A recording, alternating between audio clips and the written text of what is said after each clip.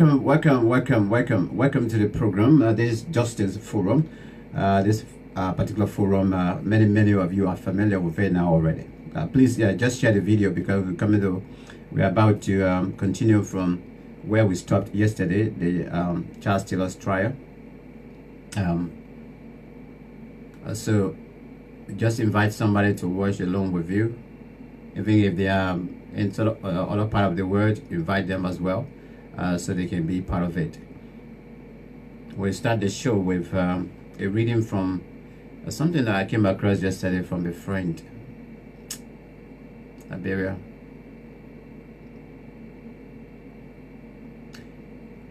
But let me say welcome to all of you. I mean, it's an honor to be serving Liberia in this in that way. It's a great honor, and thank you so much for following as well. Please share the video, invite people. We are going to hear deeply during this trial, this gun trial or former trial of Mr. Taylor, about the MPFL and the individuals and countries actually supported our carnage.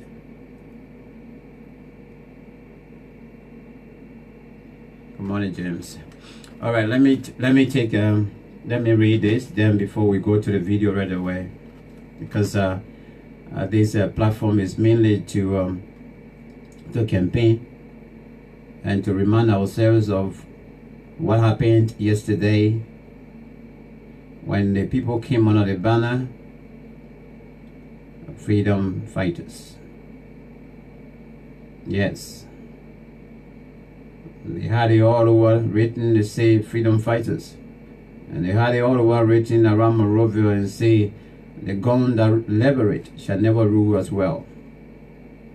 But these are the people that want to stand. I mean, they try to stand for presidency. They are now in the Senate.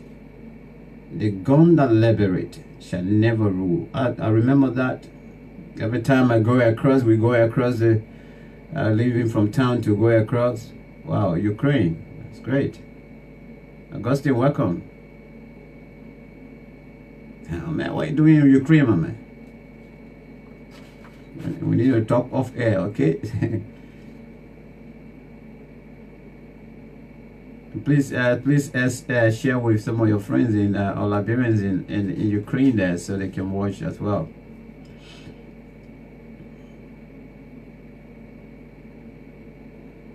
And so they came to us and said they were bringing freedom to us. But let me read this because we're going to be here for a little bit. For a little while, because we are going to watch the part 2. We did the our opening of the trial, and we did part 1 yesterday, where you heard the name Yula Moja also. I think okay, no, you heard individuals' name also. So today I think you will hear about Yula Moja. They all played PAL or whatever. Mr. Taylor talked a little bit about those, but today I think Mr. Taylor will go. He went deep into the trial, the former trial. But just to remind you, this is not live, because I don't know, Liberians are still asking questions. I mean, when they see the video, I mean, whether it's live. So many people up to now don't even know that Mr. Taylor is already serving his sentence, 50-year sentence here in the UK. And so it's in life. Now why I say former trial, the then trial of former President Charles Taylor. Then mean it passed. Okay. All right. Let me read this from my friend. It's a bit emotional, but I will try my best to read it. Then from there we'll go straight to the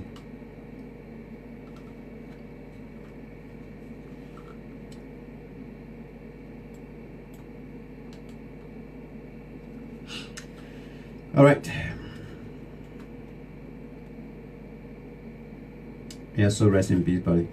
Our odious brother Isaac, aka Small Jr., was killed for his own television set in October of 1990 during the senseless Liberian brutal war upon the orders of a nefarious MPFL general who is still alive today, but has no knowledge that I know him, and the scars he left in our minds and hearts today.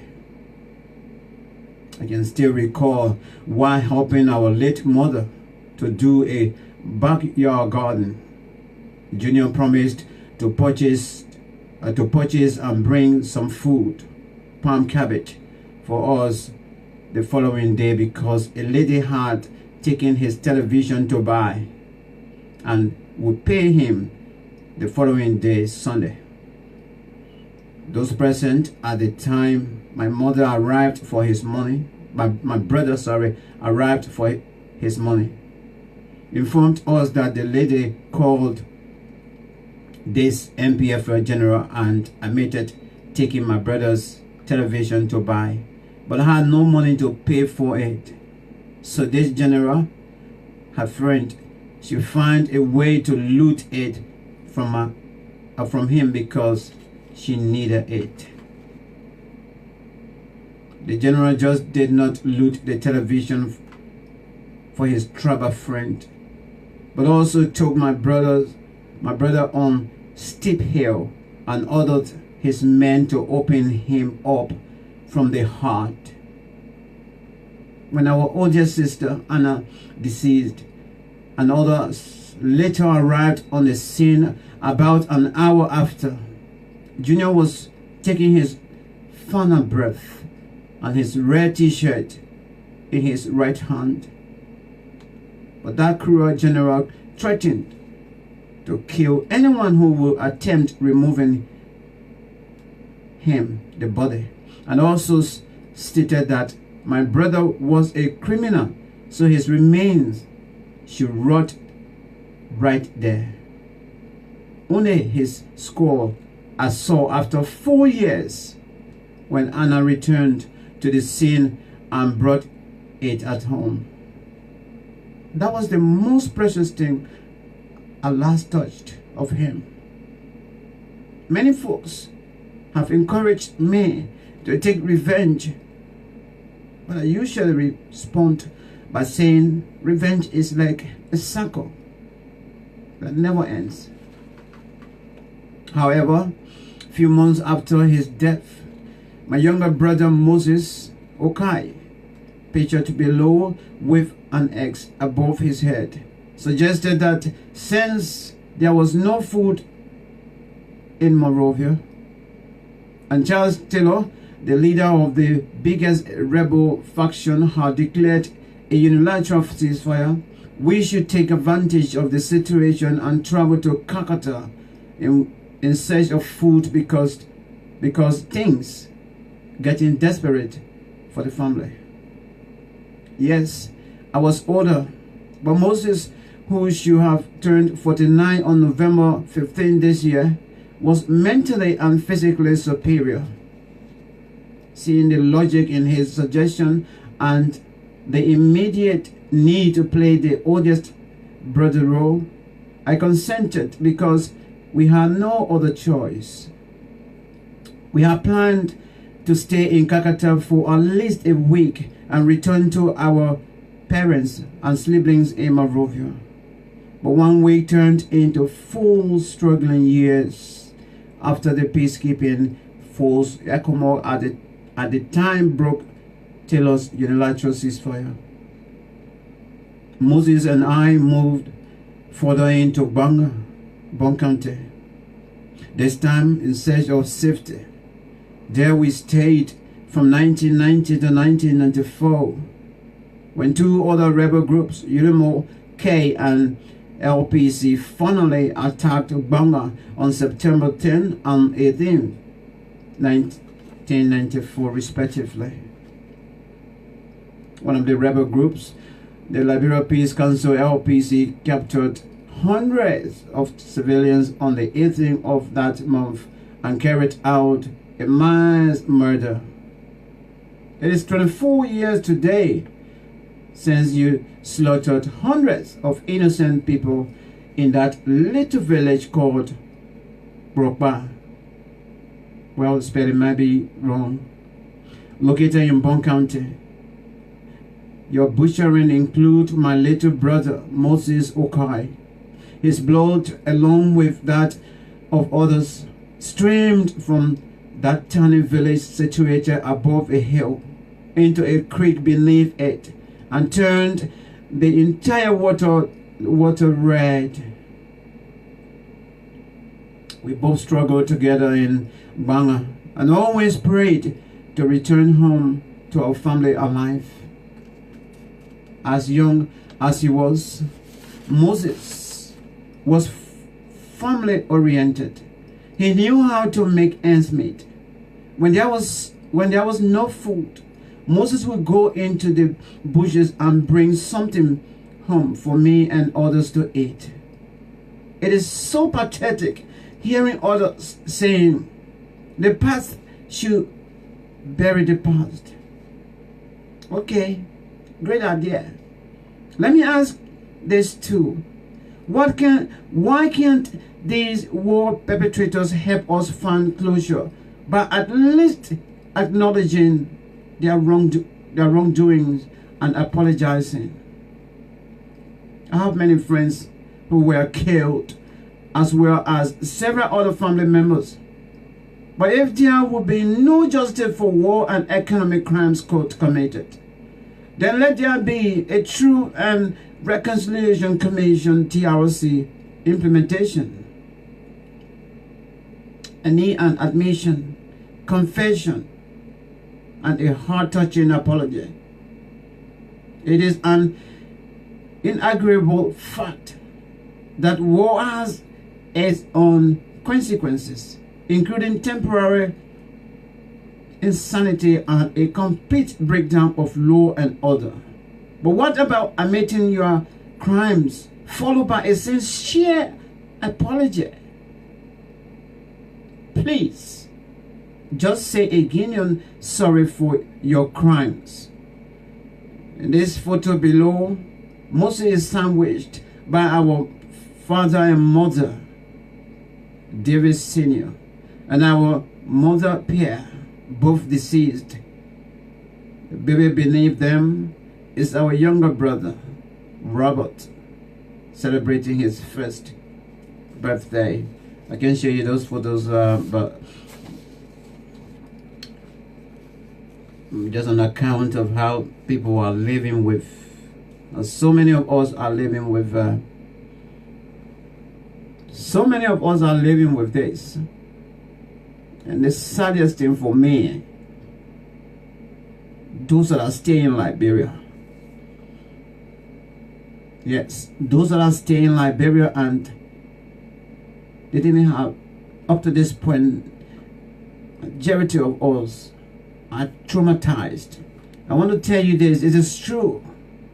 All this thing, hula baru, you're hearing about people, even in the house, they insulting one another, because some of them, during the war in 1990, they were teenagers.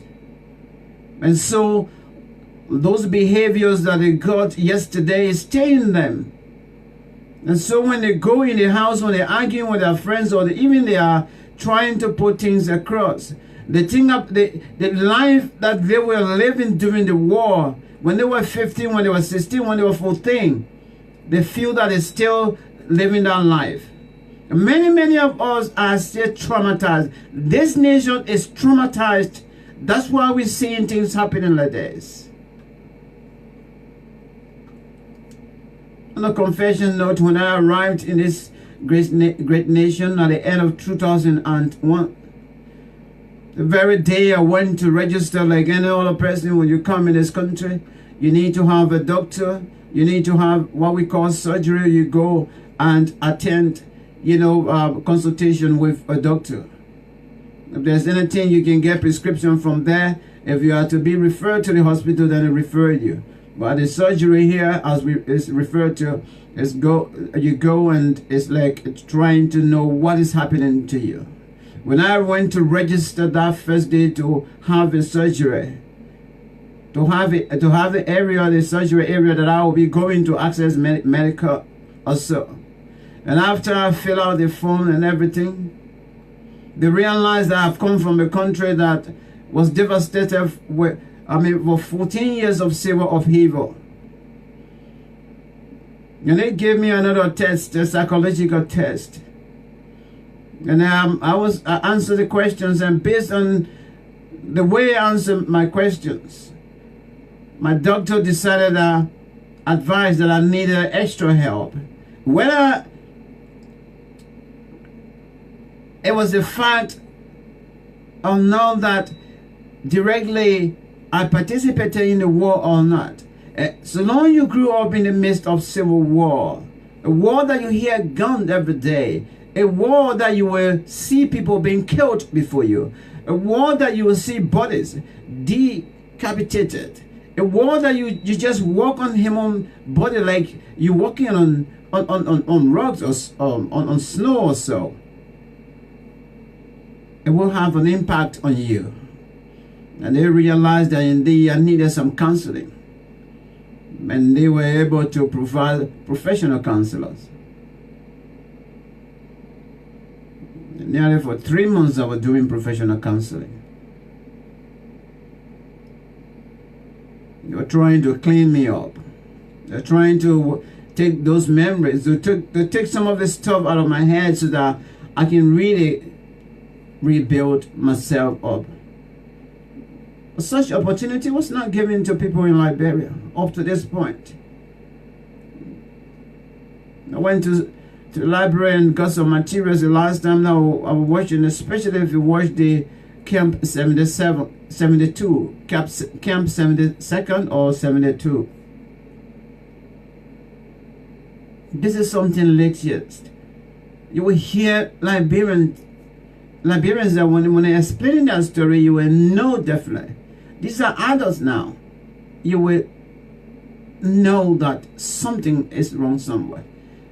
But by virtue of what we even experienced during the war and let's say during the campaign, I can tell you that indeed, like how I normally put it, that the gun campaign that led to us having President we are as now the president, it was really a brutal campaign. A campaign that we pinned down people, even respected people in the society. We crushed them down as far as character assassination is concerned. Some of them, we even drew them into pigs and animals and dogs and things. And we played with the computer in a way. We took the head of that individual, the rear photo of that individual, and attached it to a dog or, an animal, a pig or so, a snake or so. It has to do with something with us, inside us. So I feel sorry. I still feel sorry for the young people. Anybody below the age of 40, we inside.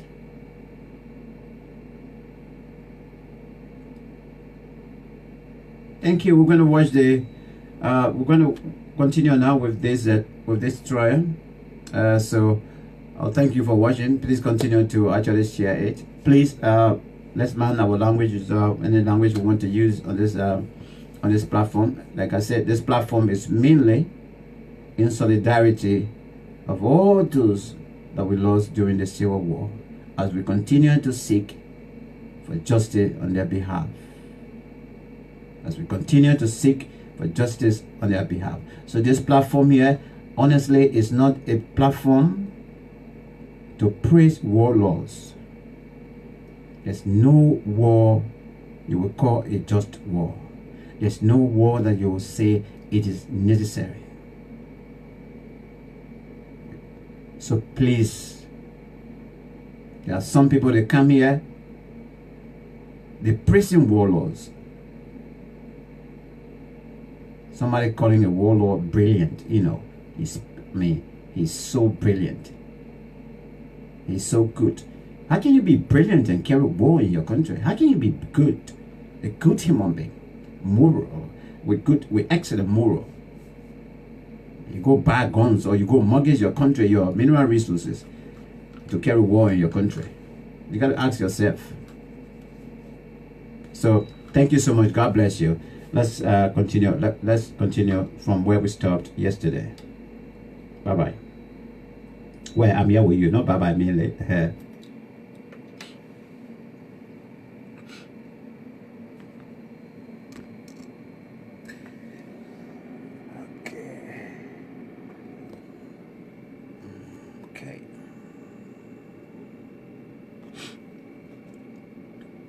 I don't know what date, but I think it's okay. All rise.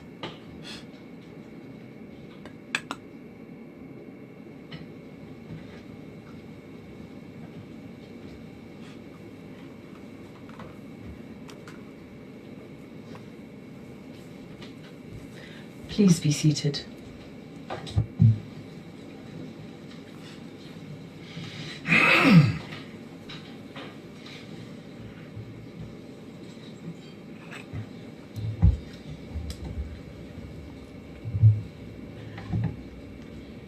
Please, Your Honors. When we adjourned, Mr. Taylor, you were dealing with the period you spent as a teacher at the junior high school in Arthington. How long did you stay there? Excuse me a second, Your Honors. May I just ask Your Honors for permission to have a plain sheet of paper to, is that permissible? Yes, Madam Court Attendant, something to write with as well. Please. Thank you very much. Yes.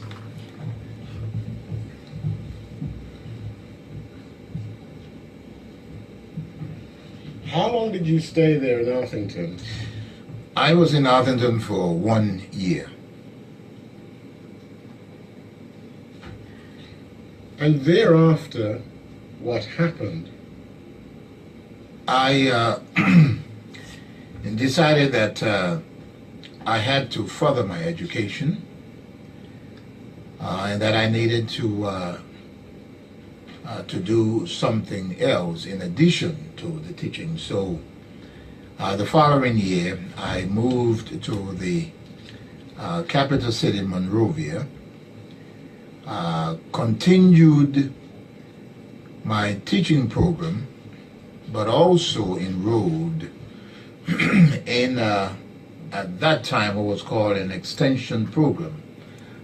There was something like a semi-college program through an extension university in the United States called LaSalle, or LaSalle, some may call it, Extension University, where there was something like what we call a corresponding course in accounting while teaching.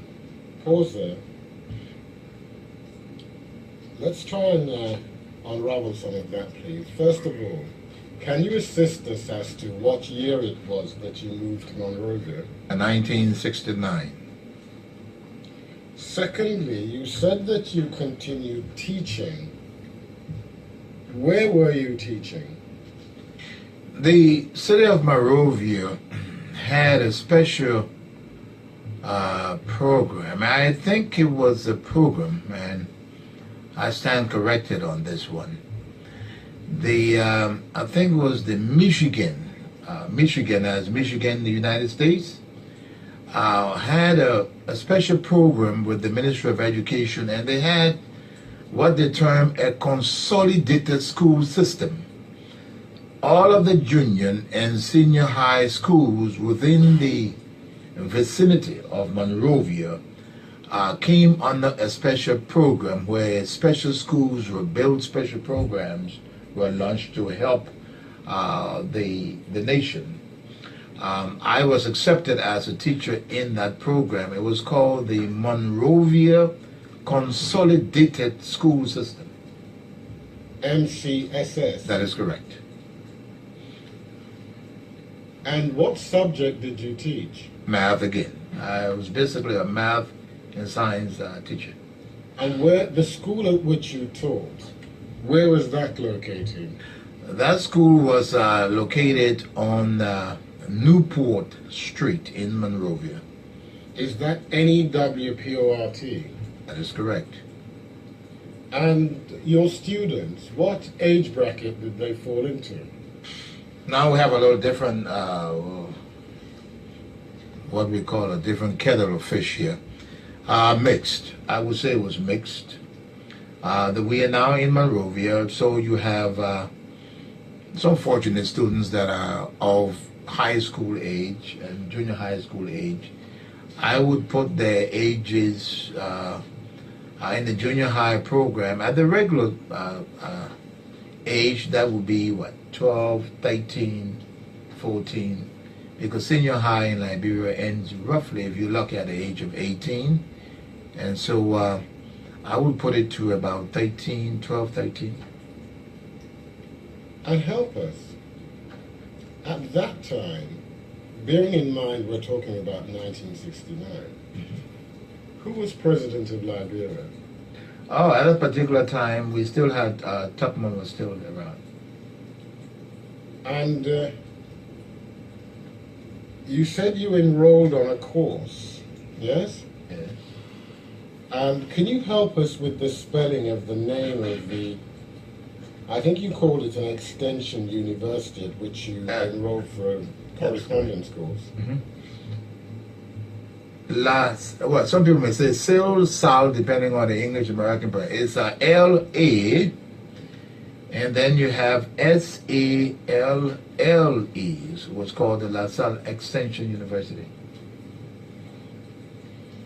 And what was the course that you were pursuing with them? It was a course in accounting. And help us, you say it was a correspondence course. Explain to us what you mean. You registered in this program, you paid for the course, they will send you via mail all of the material. You will study the material, and they will send you the examinations. You had to fill in these different materials, send them back. It was just something like, I would call it a long distance teacher. We didn't do the exams by telephone. You had to write, fill in all, they would send the questionnaires, you fill in them and send them back. It was this push-pull situation. And what was the course that you were studying? Accounting. And how were you supporting yourself at that time, Mr. Taylor? I was still teaching at the MCSS. And did you have any other employment at the time? Yes. I had gotten a part-time job at the finance ministry in the Bureau of General Accounting, and this is what really encouraged me to do this program. So I had 2 jobs trying to make ends meet. And help us. In due course, did you complete the course with La Salle University? I completed the course. Lucky for me, yes, I did. And how many years did it take to complete it? Oh, that program lasted for about 2 years, between 69 and 70. And then what did you do? The death of President Tubman occurred. President Talbot took over. His brother, the late Stephen Talbot, was appointed finance minister. In an attempt to upgrade the Ministry of Finance, he decided to give an exam in the Ministry of Finance to begin a new system of qualifying those that he wanted to use. I took the examination and along with another gentleman made a very high score. And then I was taken on full-time as a junior accountant in the ministry. And how long did you stay in that post?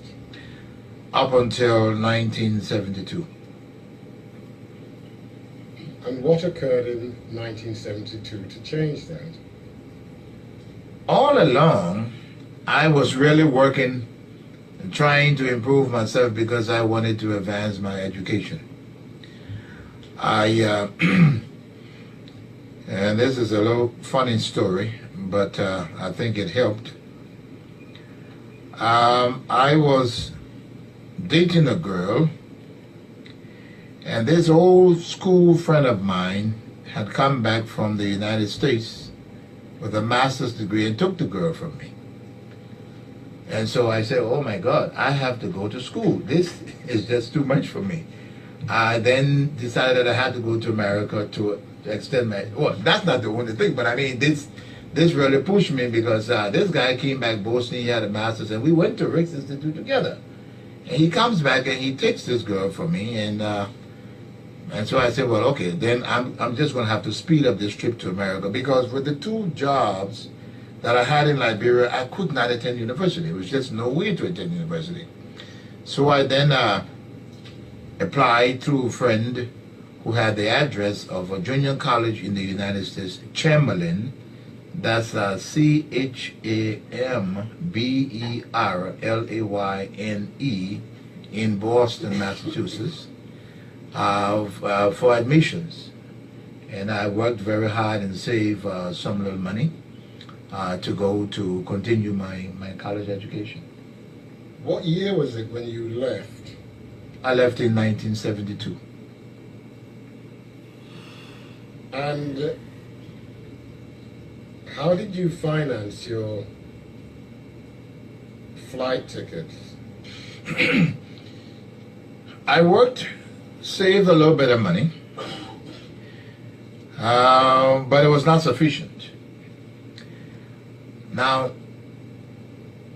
the director of the Bureau of General Accounting, the late Danlett, that's D-A-N-L-E-T-T-E, Danlett Tucker, liked me a whole lot because I was very hardworking. And she had a very good friend who is now late also, sadly, by the name of Victor Heichel. That Heichel, I think, is Heichel, H-I-C-K-E-L, I think he spells it, Heichel. He volunteered and bought me the ticket to go to study in the United States. That's how I got there. Now, if I could pause for a moment and provide 2 spellings.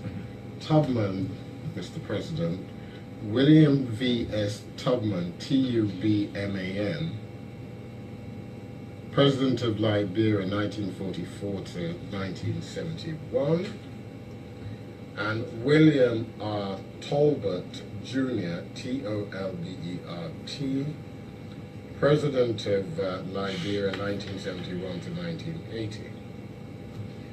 Now, Mr. Griffiths, I'll leave it entirely to you, but I see your client's writing something there. You might want to inform yourself what is being written, because of course it's open to inspection by others. I'm grateful for that indication, Rick. Now, help me with this. Who was President of the United States when you arrived there in 1972? Oh, 72. Oh, it was Richard Milhaupt. I think it's called Nixon. I think we know who you're talking about, so don't worry. Tricky Dick. And where in the United States did you travel on arrival? First went into Philadelphia, Pennsylvania, to see a cousin of mine down there. Pause there and help us with this. At that time, was there a major sporting event occurring? Yes, as I as I flew through Europe, that was the time of the Munich Olympic. I can remember that. And the news at that time, sadly, what was top on the news, the Israeli unit, sports, I think the wrestlers had been captured by some terrorists at that time and were being held. That was the major news at that time. So in any event, you go, and what was your point of entry into the United States? First into New York and then on to Philadelphia.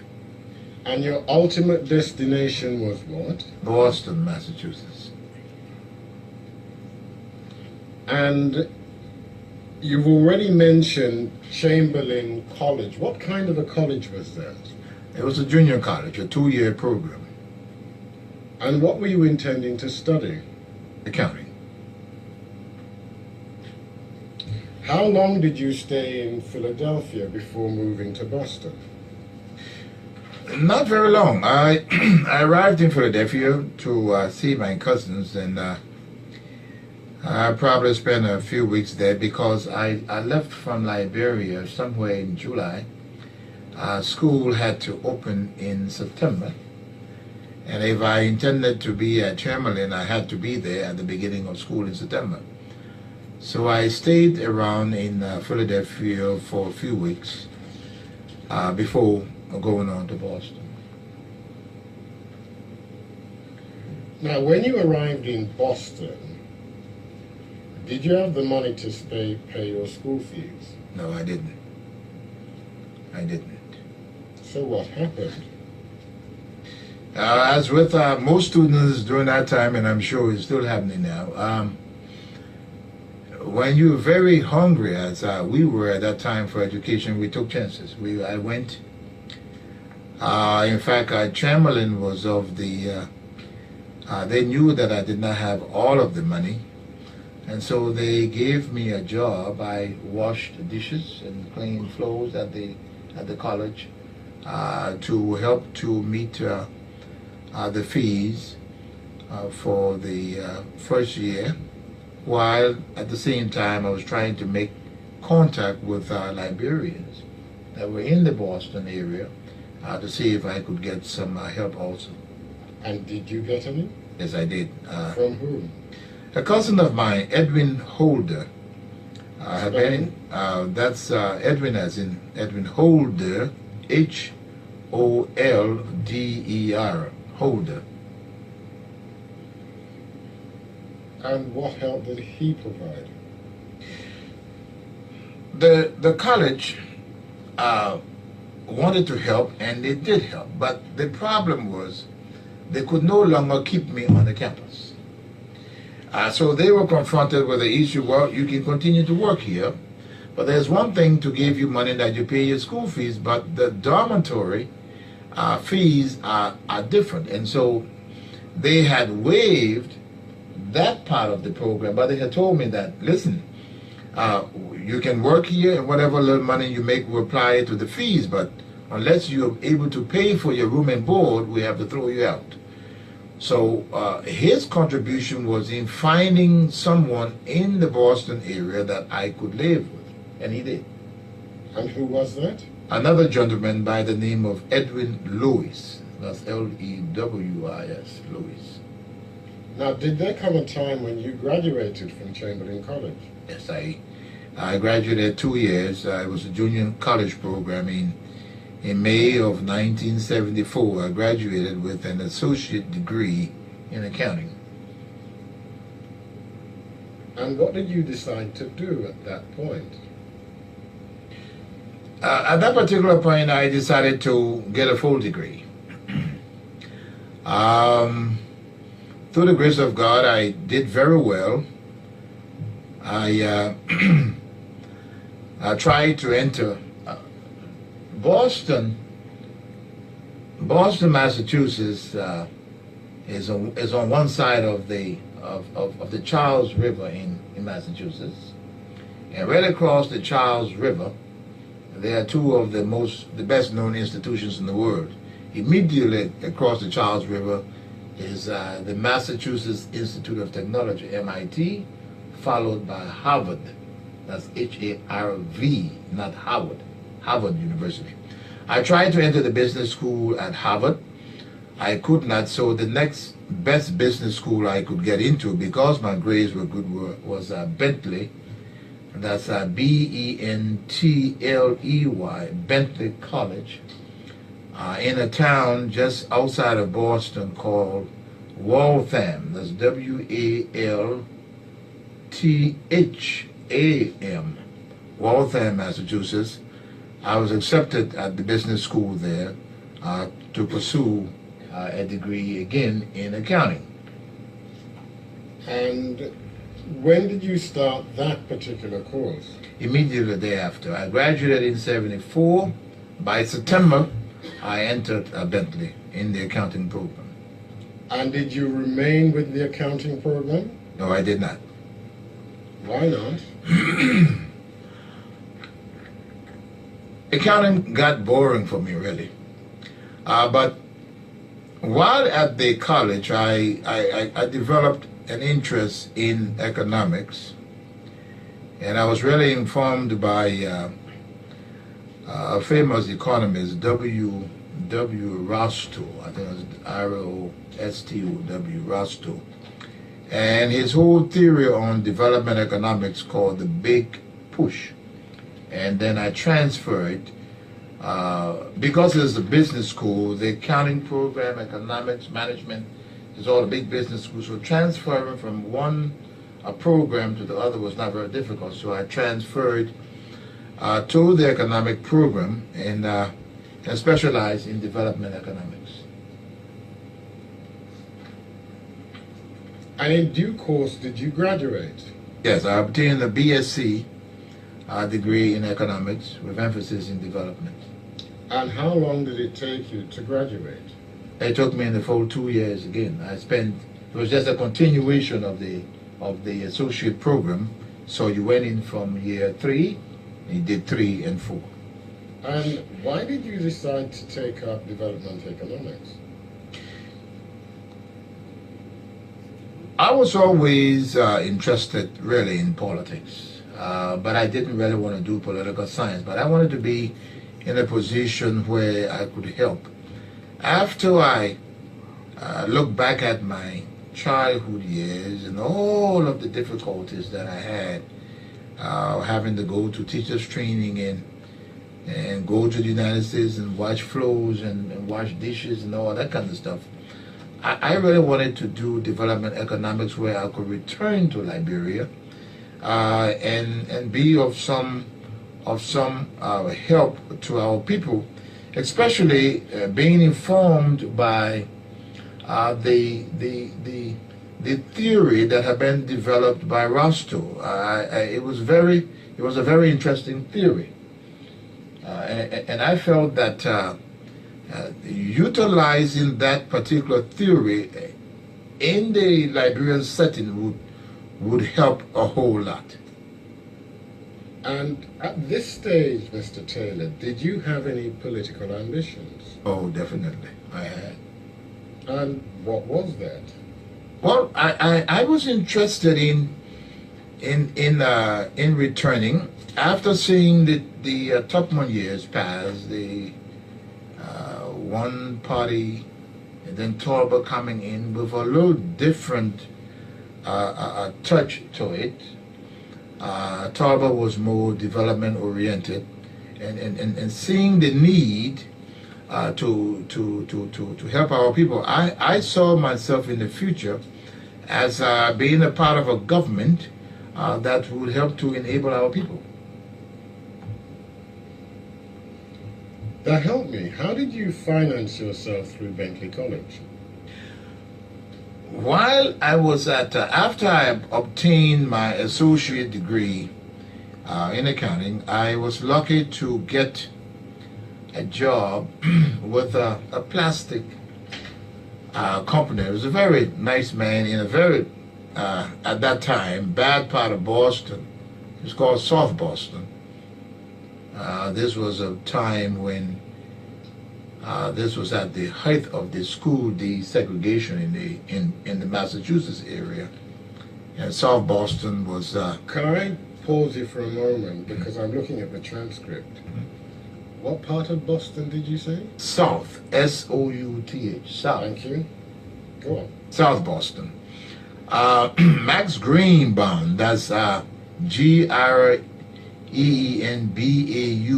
Greenbaum, a very nice man, gave me a job in the plastic factory. They made cellophane plastic bags, and I worked there, and he was a very generous man of my faith.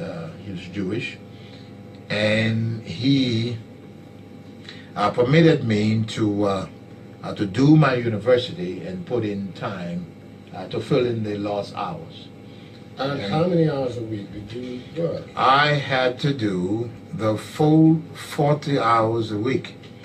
And it was a little hard on me, but because I was a foreign student, the law in the United States, in fact, we were not permitted. It's not permitted with a student visa to work for 40 hours, but if you are not doing full-time university on a student visa, the immigration will throw you out. So I needed the money to pay my school fees, so I had to do full-time university and full-time job. And where were you living at the time? I was living in an area of Boston called Roxbury. That's a predominantly black neighborhood in Boston.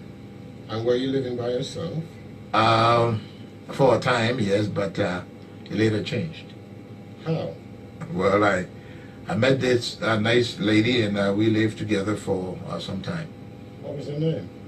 Bernice, B-U-R-N-I-C-E. Her last name Emmanuel, E-M-M-A-N-U-E-L. And what was her origins? Well, she was an American citizen, but originally from Trinidad and Tobago. And for how long did you live with her? We were together for, about, let's say 3-4 years. Did you have any children with her? Yes, we had one son.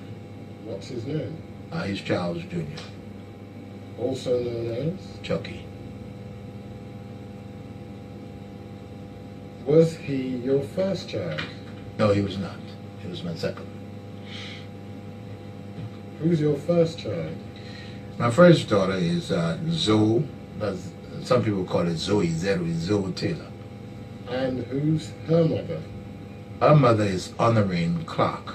Spell that, please. That's Honerine. Last name Clarke. And where was Zoe born? She was born in Liberia, in Bummy Hills. Is that before you left to go to the United States? That is correct.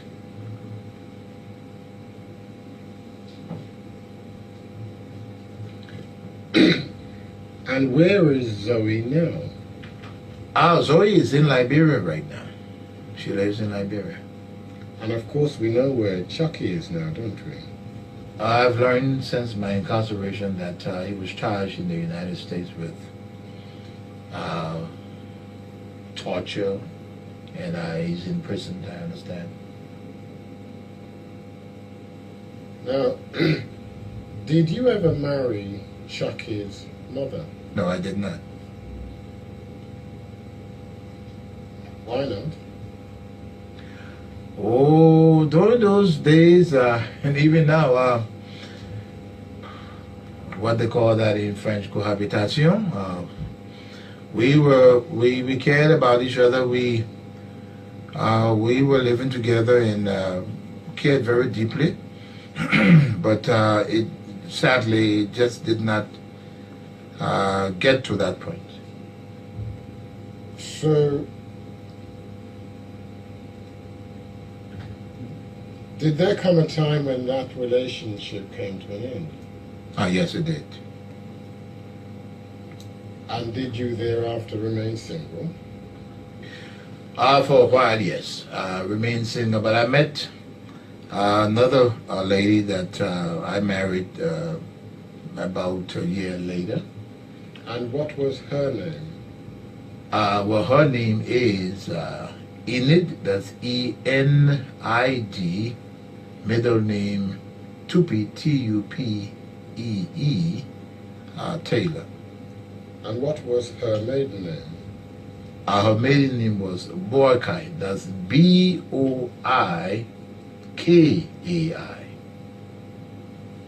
And you say you married her in what year?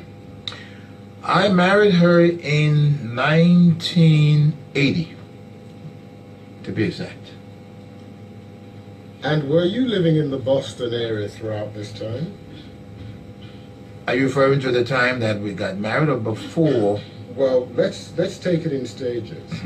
First of all, whilst you were with Bernice. Yes, I remain in the Boston area. By the time you got married to Tupee, where were you living? In Liberia. I was on a trip to Liberia when we got married in 1980. Well, we come back to that in due course.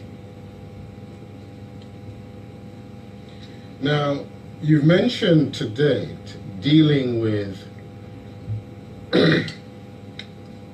Bentley College and graduating from there. Now, during the course of that relationship with Bernice, did you continue to study? Yes, I did. At what institution? Following my graduation from Bentley, I enrolled in the master's degree program at New Hampshire College in Manchester, New Hampshire, adjoining state to the state of Massachusetts. In what year was that? That was in 1978,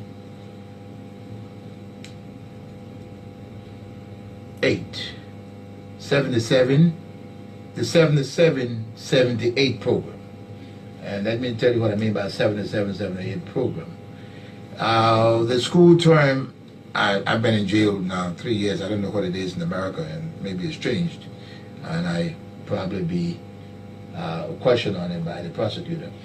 September is the beginning at that time of the school year. It runs, it ends, it starts up again in January and it runs to June. So when I say the 77-78 school year, I mean September 77 going into May of 78, that's one school year. And what was the program upon which you'd enrolled? I enrolled in an MBA program with emphasis in organizational development and behavior, OBOD. This is an MBA program. The general MBA program is more like a management program that I went into, but my emphasis was in organizational development, okay, and behavior, OBOD. How did you finance that? Upon graduating from Bentley, I got a job with the Liberty Mutual Insurance Company in downtown Boston as a reinsurance personnel.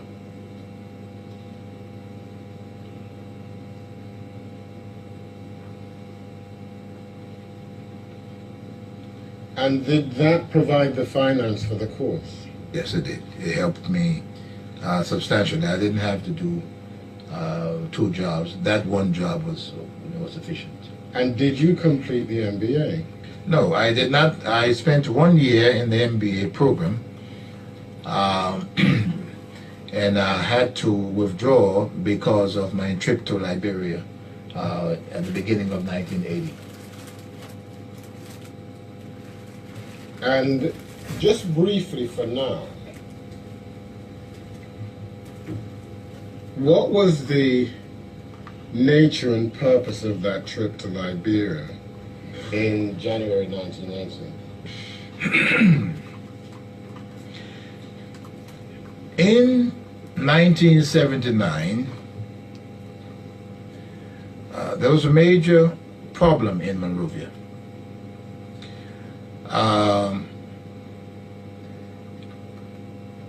President Talbot, 78, 79, there was a race riot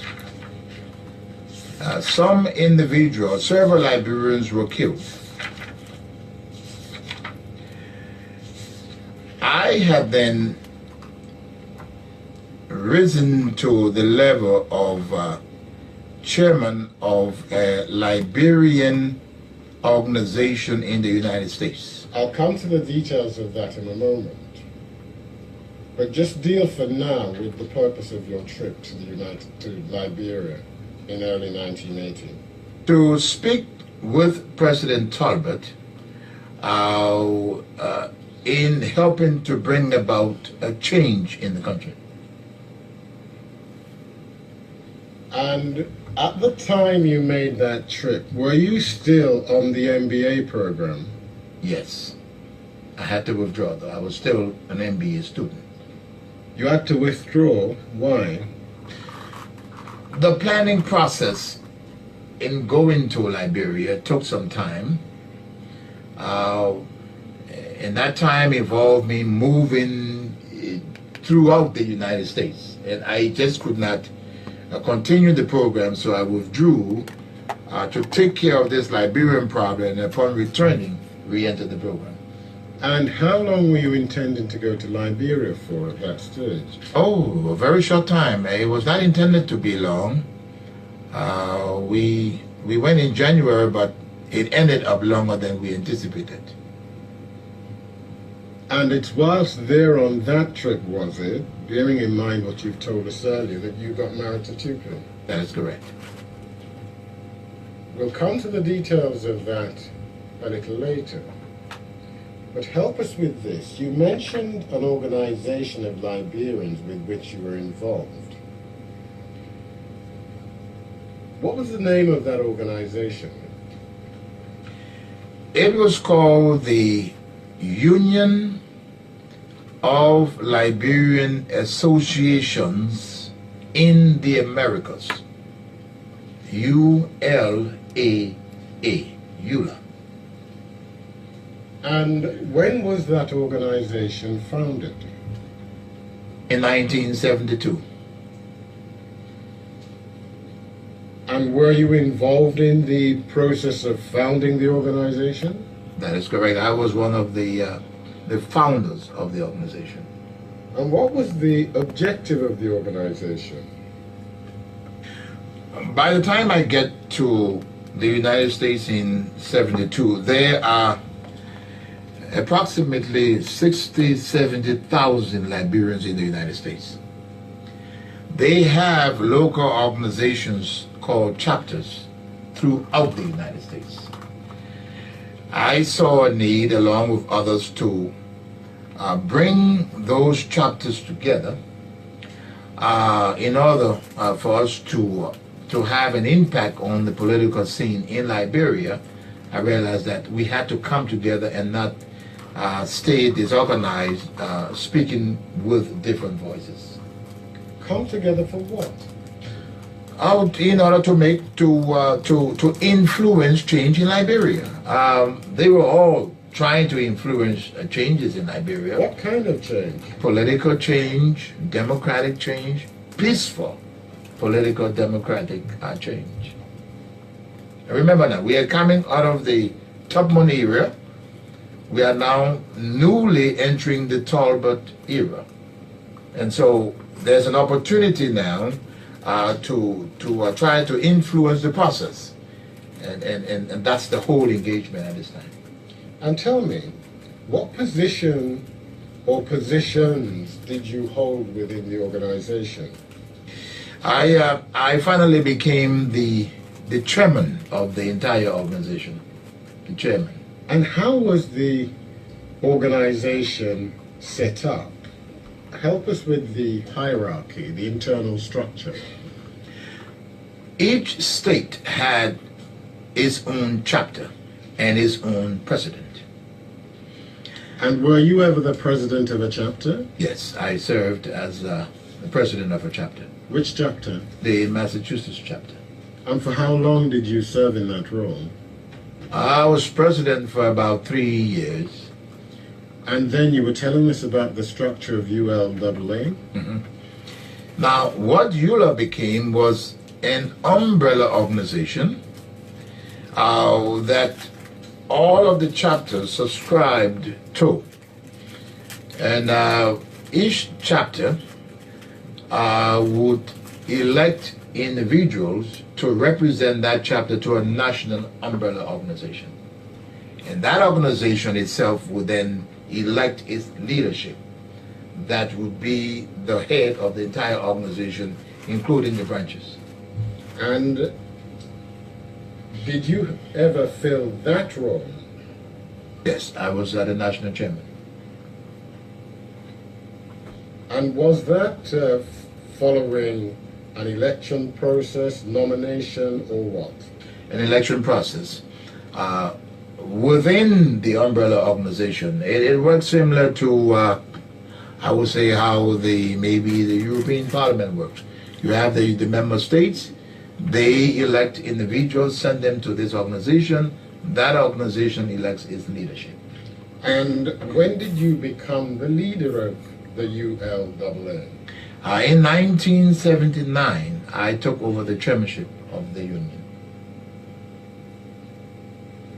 And was the ULAA limited to the United States? Well, we say of the Americas, Canada was also included. So that's what we say, the organization of the Americas, that included Canada. And tell me, did the organization have any kind of influence in Liberia? Oh, we could not be ignored, I put it that way. We first started making an impact, I would really say, around the time of my chairmanship because of the unfortunate situation that occurred. I was just, it could have been anyone as chairman at the time, but an unfortunate situation occurred and then some prominence developed as of that time in 1979. And what was the unfortunate situation? We had some problems in Monrovia where some people got killed, and I was presiding over a board meeting in Washington, D.C., and the news reached us that several unarmed Liberians had been killed on the streets of Monrovia. They were peacefully demonstrating because of the price of rice. We'll come back to that in a moment. But for now, let's go back to the organization, ULAA. Help us with some of the other individuals who were involved with the organization at the time you were chair. Oh, we have several of them. We have at least 5 of the individuals that worked extremely closely with me. We have Blamo Nelson, that's B-L-A-M, I think it's O-H, Blamo. It's a cool name, Blamo Nelson, normal N-E-L-S-O-N. He's presently a senator in Liberia. We had an individual called Nyondue Mokomena. Now, I apologize, I really don't know how to spell Mokomena, but we're going to have to find out this. Nyondue. And there's Y-U-N-D-U-E-H, Nyondue. It's purely a crew name, Nyondue Mokomena. We have Joseph Gibro of the Crown ethnic group, that's G-B-E-R-O, Gibro. We have another Stephen Joe. By the way, Nyondue Mokomena eventually became Speaker of the House of Representatives of the Republic of Liberia. We also had Tom Woweiyu, that's spelled W-O-W-E-I-Y-U, Tom Woweiyu. These were all senior people. We also have another Bai Bala, that's B-A-I, and the last name is spelled G-B-A-L-A, by Bala. We also had another individual called Moses Duopu, D-U-O-P-U, Duopu. These are all Liberians and many more that were involved with the union at that particular time at various high levels. Now, how was the ULAA funded? Chapters contributed to the umbrella organization. And were officials of the organization paid? No. No. We were And not paid. as chair of the organization, were you based in any particular place? I was still based in Boston, but it involved a lot of travel, so I was always on the move. And who paid for the travel? Oh, I had to pay for it myself. And you were traveling for what purpose? Organizational purposes, and to be clear for the judges, this travel comes back to your original question of the period of my withdrawal from my master's program going into. So we're talking about a short time of maybe about 6 months. Talbot has come to the United States. We are invited to Liberia. Now I'm going from state to state, trying to galvanize support and organizing the trip to Liberia, and making sure that all chapters were on board and that we were speaking with one voice. And tell me, were you traveling by yourself or with anyone? I used to travel sometimes with 1 or 2 members of the Massachusetts chapter, and they couldn't stay long because I couldn't, and this travel was mostly on the weekend, so we would zip in and zip out, because remember now, I'm working, I still have to work to earn a living, so we were running over the weekends. So between Friday and Sunday evening, a lot of flying, running to chapters. Sometimes I would have people come down to see me, so it was a very hectic time. And could you afford all of this traveling out of what you were earning? Oh, no, not very. I couldn't, but I had to do something because students were all students. Everyone was having problems. From time to time, there will be some little contribution by individual members that, for example, those Liberians in America that were now living and working in the United States and making good money, and there were several of them who would throw in from time to time. But was it possible for you to remain solvent? Not really. If this had gone on very much longer. Pardon? Not really. If I had to do this much longer, no. Now help us with this. We're talking about a period in American history when there was a great deal of upheaval within the African American community. So help us with this. Was there any kind of a relationship between ULAA, an organization of black Africans, and the various pressure groups within the African American community? No, we stayed away from those organizations because here we are all students, and the United States laws are very strict. We had to register. We did not register in the United States as a lobbying group against a foreign government, which would have, I'm sure this side understand, would have constituted a crime. We registered as a student association for social purposes. And so we were very careful not to get involved with American groups because it would have probably landed a lot of our students in jail or in trouble. So we didn't. And despite those concerns, which resulted in you not being involved in any such politics, did you ever have any brushes with any of the American authorities in your role as chair of the ULAA? Oh, yes, I did. Such as? I was arrested by the FBI in 1979. What for?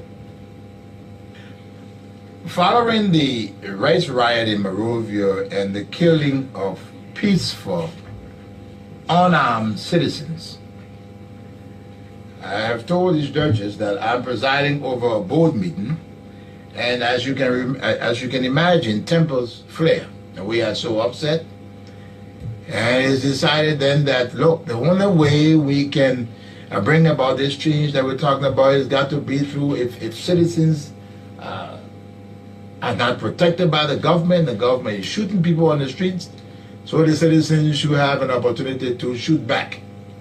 Bad thinking, but that was the time. And so there was an attempt to try to buy some handguns to send back to Liberia to these unarmed citizens to defend themselves. And not knowing that the FBI had been listening to us, and they sent in an informer who passed himself off as someone that had handguns, and they meet to buy the guns, and they're arrested by the FBI. But I'm chairman of the organization, so I'm also I go back to Boston, and the FBI arrest me.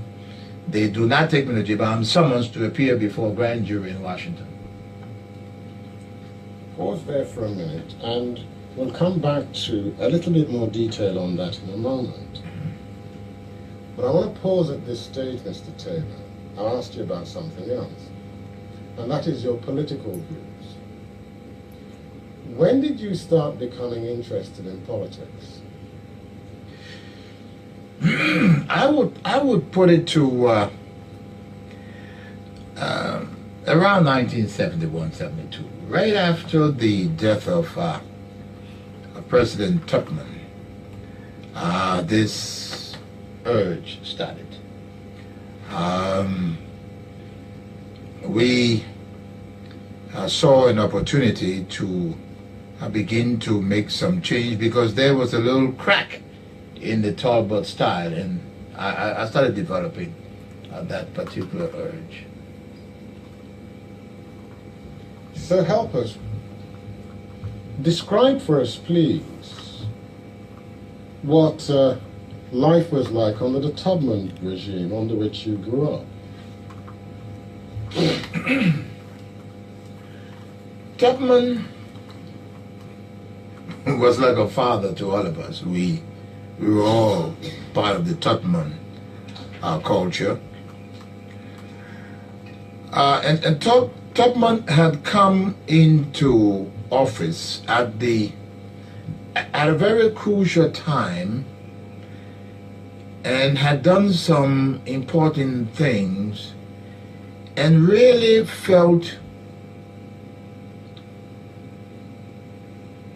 a duty to how he dealt with the United States. Tubman was not a very highly educated individual. He had not obtained any university education. And so he depended on the United States in such a way that he was virtually subservient to the will of the United States. Tubman did speeches and took them to the United States Embassy for the ambassador to read his speeches and all this type of nonsense. So we all knew this coming. So we that period, and so his rule in Liberia, I would like to say that in so many ways, the advantage was taken of Tubman, and not trying to be negative of this man, but he was used in some very unfortunate ways. Such as? At the beginning of the quest for African countries, when the liberation struggle was at its zenith in Africa, when the late Kwame Nkrumah, coming home from school in the United States, I think Kwame went to Lincoln University in the United States, there was this move for African unity. You had Liberia, the oldest independent African country. You had Ethiopia, the oldest free state with an emperor. You had the struggle going on in Kenya with Kenyatta and another very good gentleman that got killed in Mboya, Tom Mboya. These names, we're going to have to get the spelling. This quest for the union to bring Africa together was being driven by Kwame Nkrumah, Ahmed Ben Bella of Algeria and that group. And there was a famous meeting held in Addis Ababa to discuss the bringing together of Africa to form a united Africa. Tubman, sadly, the West at that particular time, the United States and most Western countries, saw a united Africa as a so-called no-no, that an Africa united would be a problem for them. So they sought to undermine it, and they used Tubman to undermine the bringing together of Africa. So if you go deep into African history, you see about the so-called Addis Conference and the Casablanca Conference. Tubman was financed by the United States to host a Monrovia Conference to divide African leaders to prevent the unity of Africa at the time. And quite strangely, that division led to the creation of ECOWAS. The charter and everything of ECOWAS was written. That divide and rule led to the OAU. It was not supposed to be OAU. It was supposed to be what? The United States of Africa at that time. And so because of that, all of us that were growing up knowing the history of that did not like it. Tubman fell out with most of his colleagues, and eventually the compromise was the OAU. And what happened to Kwame Nkrumah? He was overthrown by, we know who, by Western intelligence.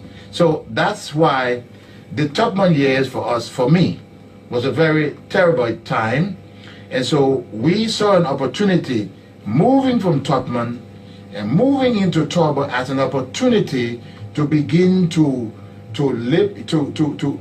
free Liberia, and as a result, a lot of the other African states.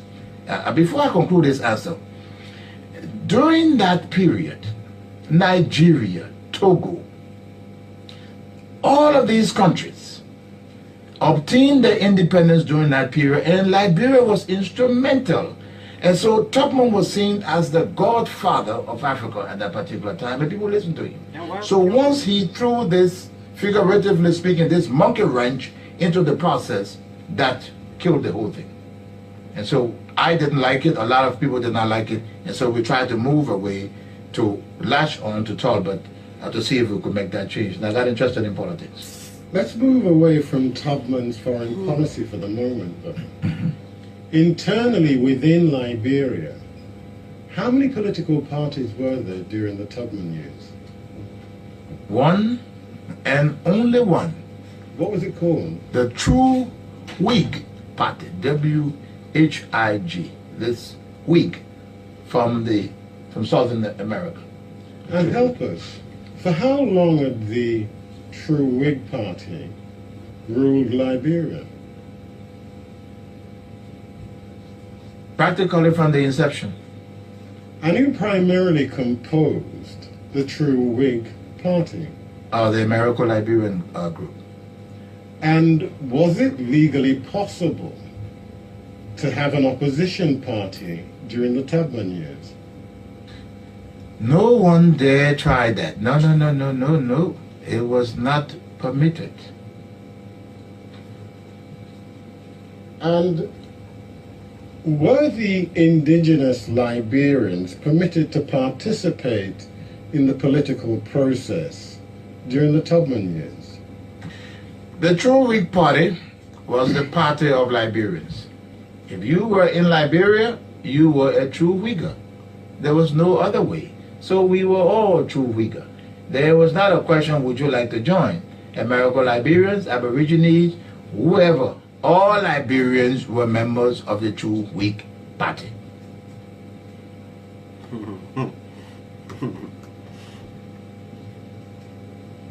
And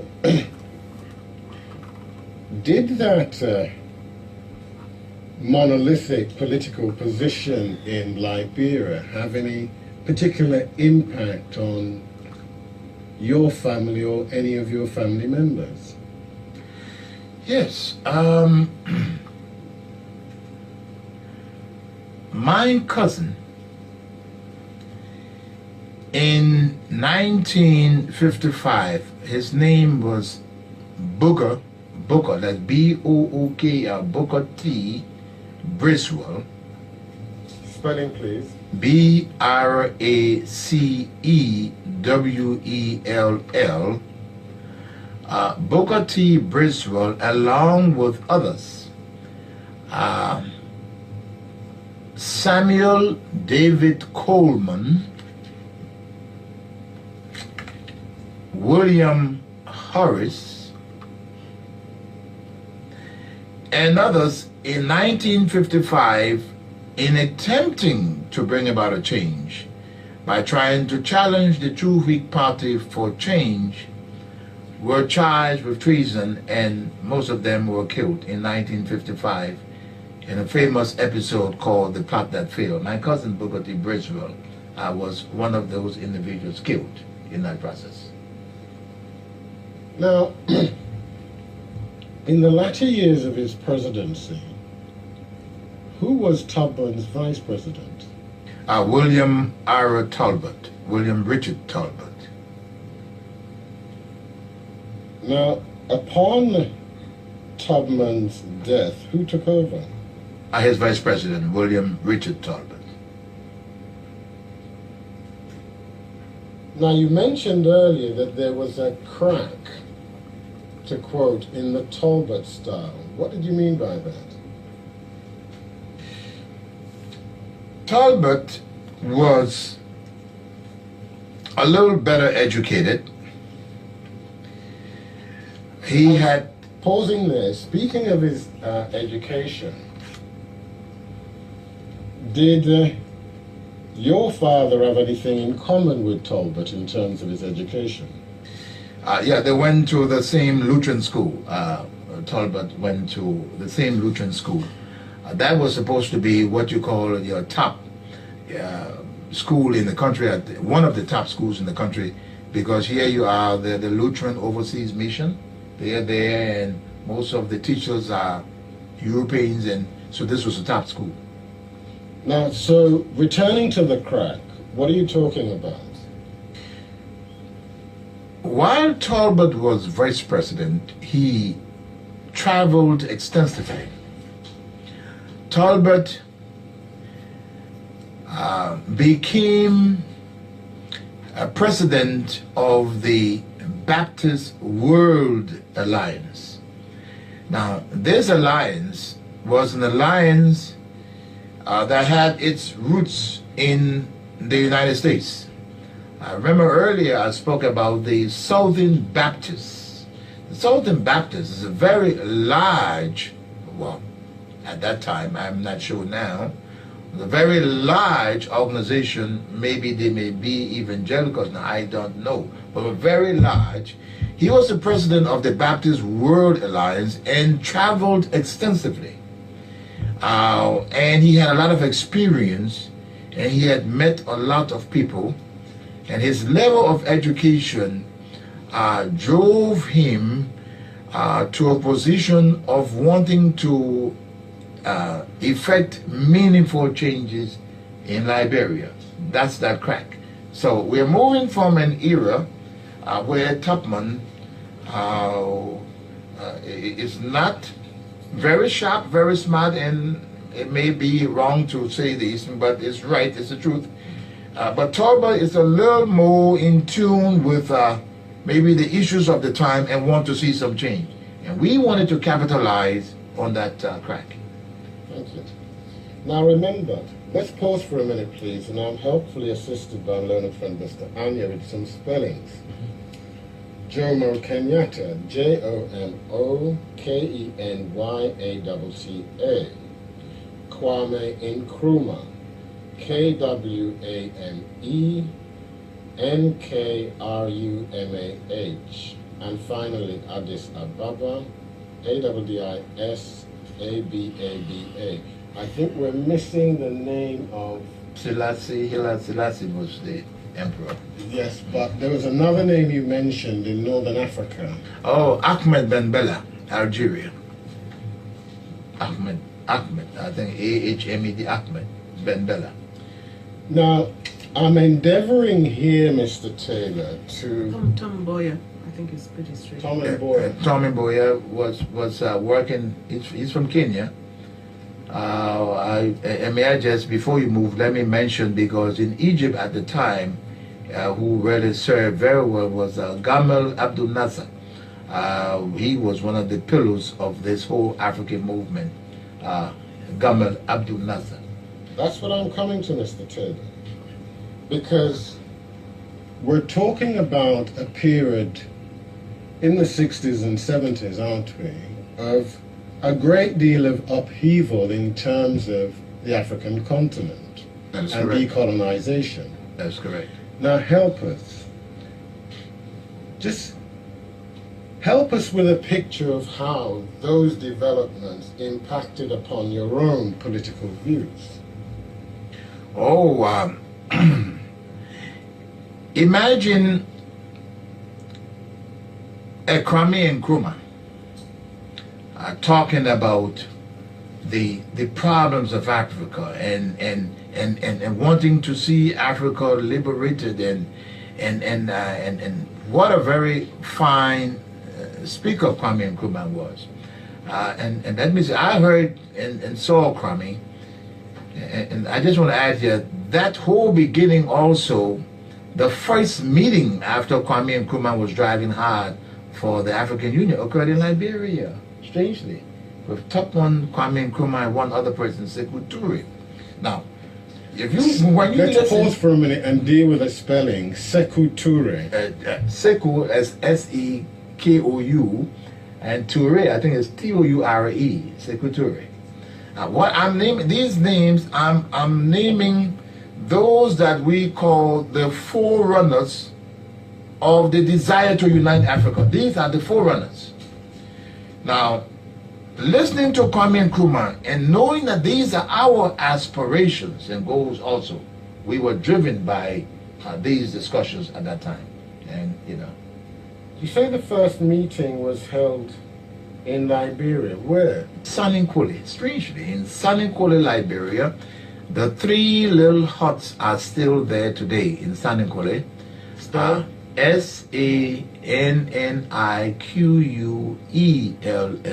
Saninkole. That's in Nimba County, Liberia. And who met there? President Tupman, Ahmed Sekou Touré, and Kwame Nkrumah. And how did Kwame Nkrumah get there? Oh, he visited Liberia. Let's not lose sight here, Your Honors, of why. Tupman, again I mentioned here, is almost the godfather of Africa. He's been in there forever, and Liberia is the oldest independent African country who has worked for the independence of Nigeria, all of them. Tupman was instrumental in getting the independence from Britain for Nigeria and all these countries. So they all went to him as the good old man and the father. And so they all had gone to him to discuss this particular aspect of trying to see how Africa could unite. Mm-hmm. Can I pause again and assist with some more spellings? Haile Selassie, Haile-Selassie. Ahmed Ben Bella, Ahmed-Ben-Bella.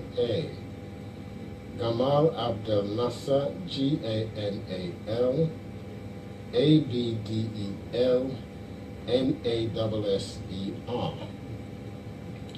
Now,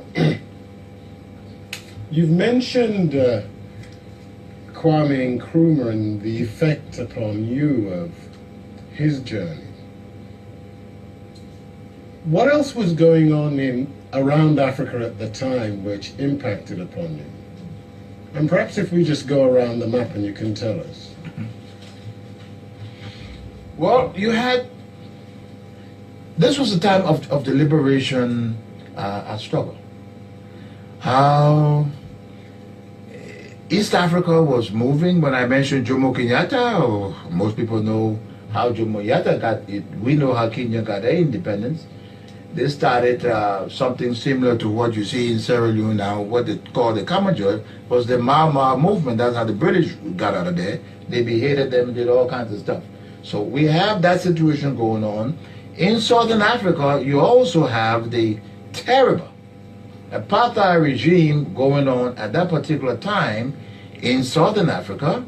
And there's all these movements going on. If we either had war or liberation struggles going on in trying to get. So in the west of Africa, you also had what you call now Guinea-Bissau with Amal Cabral. So this was the period of liberation struggles and war, trying to break away from this stranglehold that was upon these African states. So that was the general period. In Northern Africa, we didn't have too much problem because NASA was there, but East, Southern, West Africa was all these movements going on at the time. Now, Cabral, you mentioned, C-A-B-R-A-L. Mm-hmm. His politics, his sense of liberation was informed by Marxist-Leninism, wasn't it? That is correct. Now help us. Were you a Marxist-Leninist? I resent Marxism, and this is why even some of my colleagues in Liberia, until today, we still have problems. Because there was a Marxist organization. I am a pure Democrat. I believe in the capitalist structure. I've worked for it. I trained for it. No. My interest with their whole discussions at the time was the interest in having Africa break away from the stranglehold that exists until today. Because let me say here, and I am a Pan-Africanist, I've always been and will always be, and this informs some of the other issues of my actions that we will come to. I'm a Pan-Africanist. What do you mean by that? Well, the liberation of Africa, making sure that Africans solve their own problem. We went to school with these Europeans and Americans. We made better grades than they made. They come to our countries. They sit on top of us because they have a little bit of money as though they know it all, and they do not. I believe that Africans are capable of solving their own problems. And this is that whole Pan-African attitude that remains in me today. Now, you mentioned earlier that your antipathy to Marxist-Leninism caused problems with some of your colleagues. Like who? Well, there was an organization in Liberia called MOJA. What does that stand for? Movement for Justice in Africa. And one of the top individuals that have always had problems with me is so-called Amos Sawyer. That's the Marxist-Leninist setup that they had over there that we could not get along then and still don't get along today. Amos Sawyer later became president of the interim government, didn't he? We'll come to the details later. Well, Amos Sawyer was elected to run Monrovia.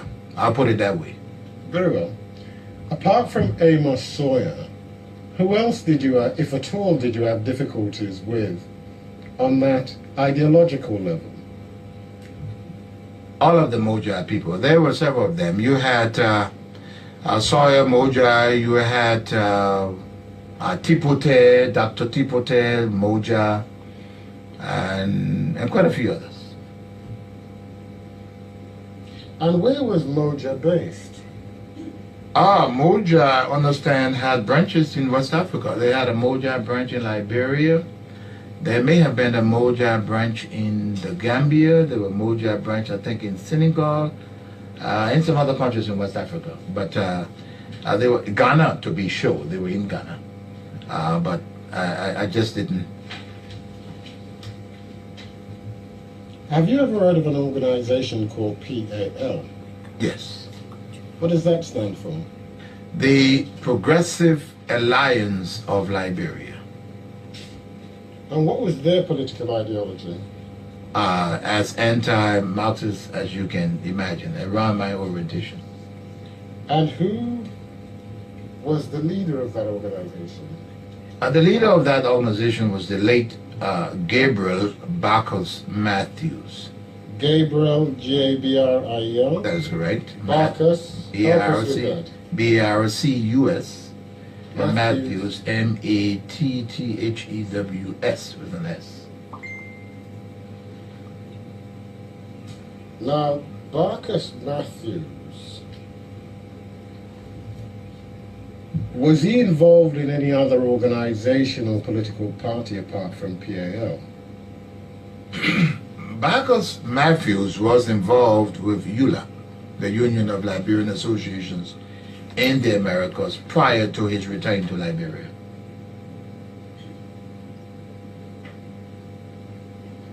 And when he returned to Liberia, did he establish any grouping there? Yes. When Barcus returned to Liberia, that was around 1978. I'm virtually sure. Barcus decided to engage the system. By engaging the system, Barcus decided, coming from the Union, and he had left the Union, he decided that... The Union, let's just be clear about this. That's the ULA. The ULA. ULA. Barcus arrives in Liberia and decides that, okay, Talbot wants change, we're going to take him up to it. He then begins to pursue the cause of trying to establish a political party. The first time, almost in the history of Liberia, that would be at least considered. It was not done during the Tubman years, and Tubman led Liberia for 27 years. So he said, fine. So he goes and he begins the process of trying to register to establish an opposition party, political party in Liberia. Called what? It was called, he started off as the Progressive Alliance of Liberia, and he kept it. That's what they passed, the Progressive Alliance of Liberia. Now, how would you style Barcus Matthews' politics? Oh, Barcus was, I would just put it, he was trained in the United States in the first instance, believed in democracy, free speech, free press, and the rule of law. He was a Democrat, I would say, a true Democrat. Did you share those principles? Barcus and I, on so many accounts, I would say yes. And help us, Mr. Taylor. What was and still is your attitude towards the United States? Well, I still consider that my own roots are still buried in the United States. I still have cousins in the South. But I've always felt that, one, the United States has not been the friend that she is capable of being to Liberia. And I will expand on that. The United States and Americans are very good people. The United States in 1847, let me just come back one step. Slaves are freed from the United States. The first NGO, called the American Colonization Society, sends these slaves to West Africa, Sierra Leone, and Liberia. These free slaves are American children. In fact, the first president of Liberia, Joseph Jenkins Roberts, is the illegitimate child of Thomas Jefferson. They are thrown into Liberia. In 1847, they declared themselves a free sovereign and independent state. The United States takes 15 years before they recognize Liberia. Britain recognizes Liberia almost immediately. So from 1847, you brought these black people into West Africa. They abandoned them, left them, and from 1847 until now, Liberia, in my opinion, could have and still could be a showcase of American ingenuity and American assistance to Africa.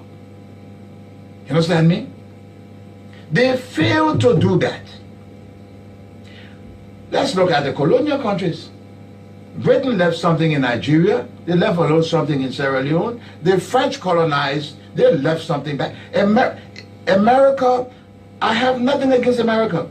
I believe America is capable, but they have failed, okay, to assist us in a way that they are still capable of doing. What did that Firestone, Mr. Taylor?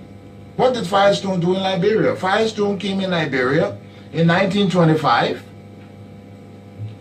and got a 100 years, no, excuse me, I delete that.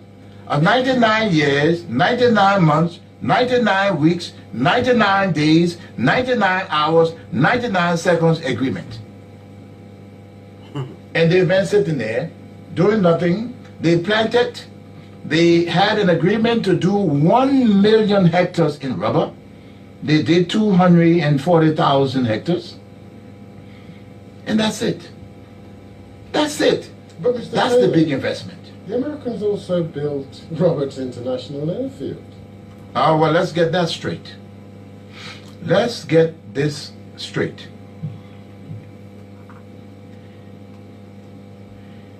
During World War II, Malaysia, the country Malaysia, did rubber, was captured by, if I'm not mistaken, Japanese forces.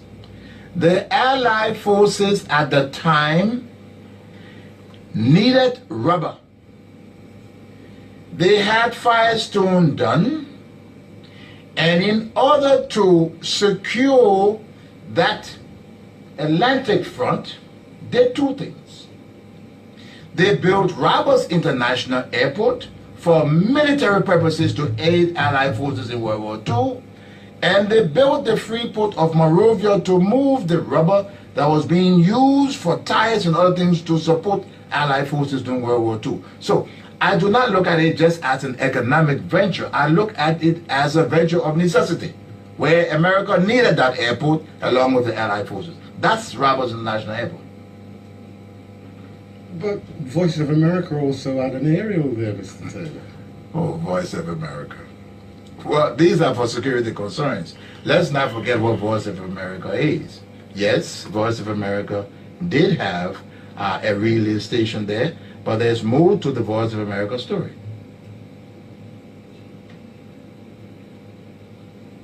Can I just pause for a minute, Your Honors, and deal with the spelling? Tipote? Togba, T-O-G-B-A-H, Na, N-A-H, Tipote, T-I-P-O-T-E-H.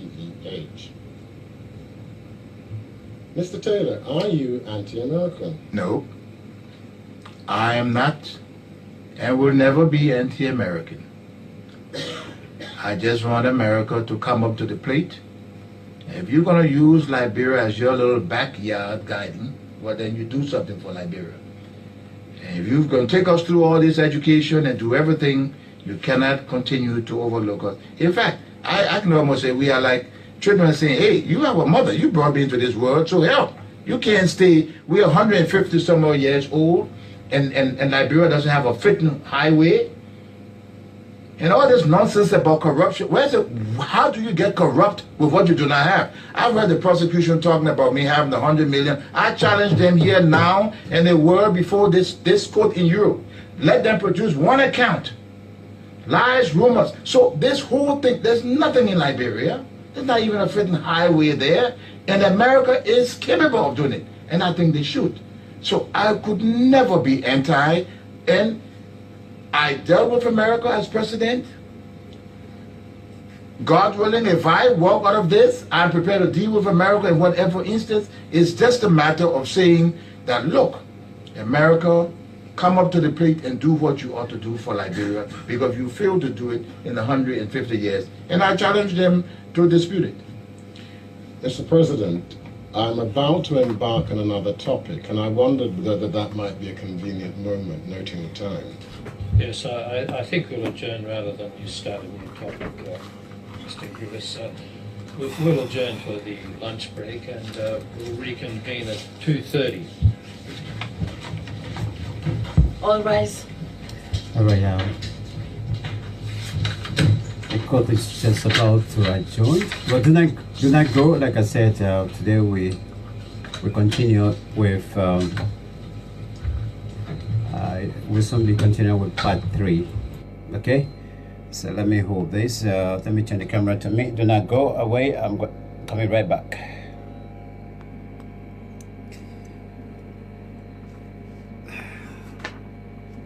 The court is taking its break, and we are also taking a short break. So let me see before we go to the next the continuation of this version of the trial.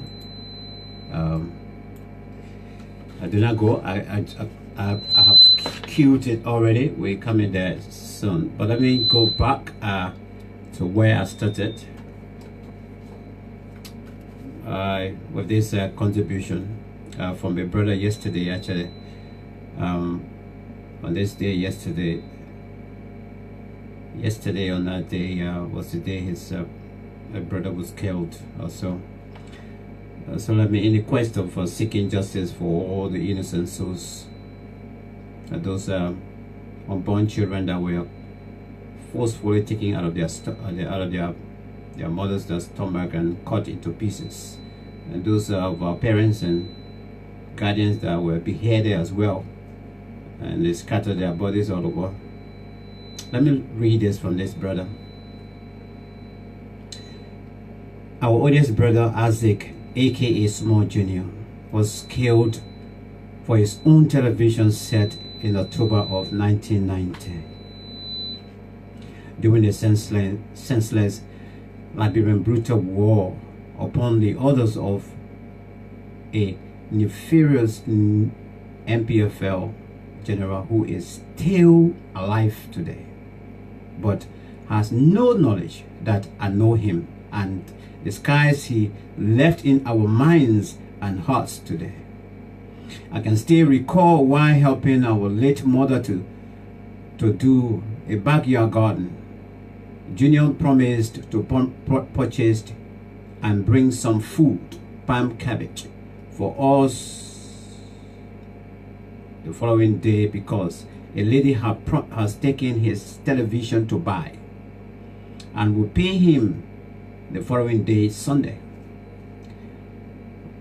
Those present at the time my brother arrived for his money informed us that the lady called this MPF general and admitted taking my brother's television to buy, but had no money to pay for it. So this general, her friend, she found a way to loot it from him because she needed it.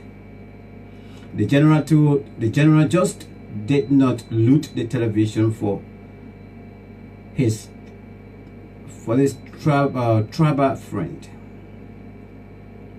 but also took my brother on a steep hill and ordered his men to open him up from the heart. When our oldest sister Anna, deceased, and others later arrived on the scene about an hour after, Junior was taking his last and final breath with his red t-shirt in his right hand. But cruel general threatened to kill anyone who would attempt removing him, the body, and also stated that my brother was a criminal, so his remains should rot right there. Only his call I saw after 4 years when Anna returned to the scene and brought it home.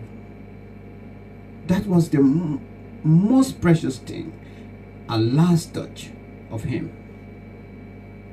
Many folks have encouraged me to take advantage, or to take revenge rather, but I usually respond by saying, revenge is like a circle that never ends.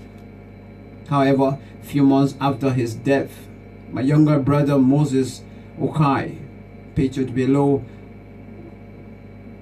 suggested that since there was no food in Monrovia, and Charles Taylor, the leader of the biggest rebel faction, had declared a unilateral ceasefire, we should take advantage of the situation and travel to Calcutta in search of food, because things were getting desperate for the family. Yes, I was older, but Moses, who should have turned 49 on November 15 this year, was mentally and physically superior. Seeing the logic in his suggestion and the immediate need to play the oldest brother role, I consented because we had no other choice. We had planned to stay in Calcutta for at least a week and return to our parents and siblings in Monrovia.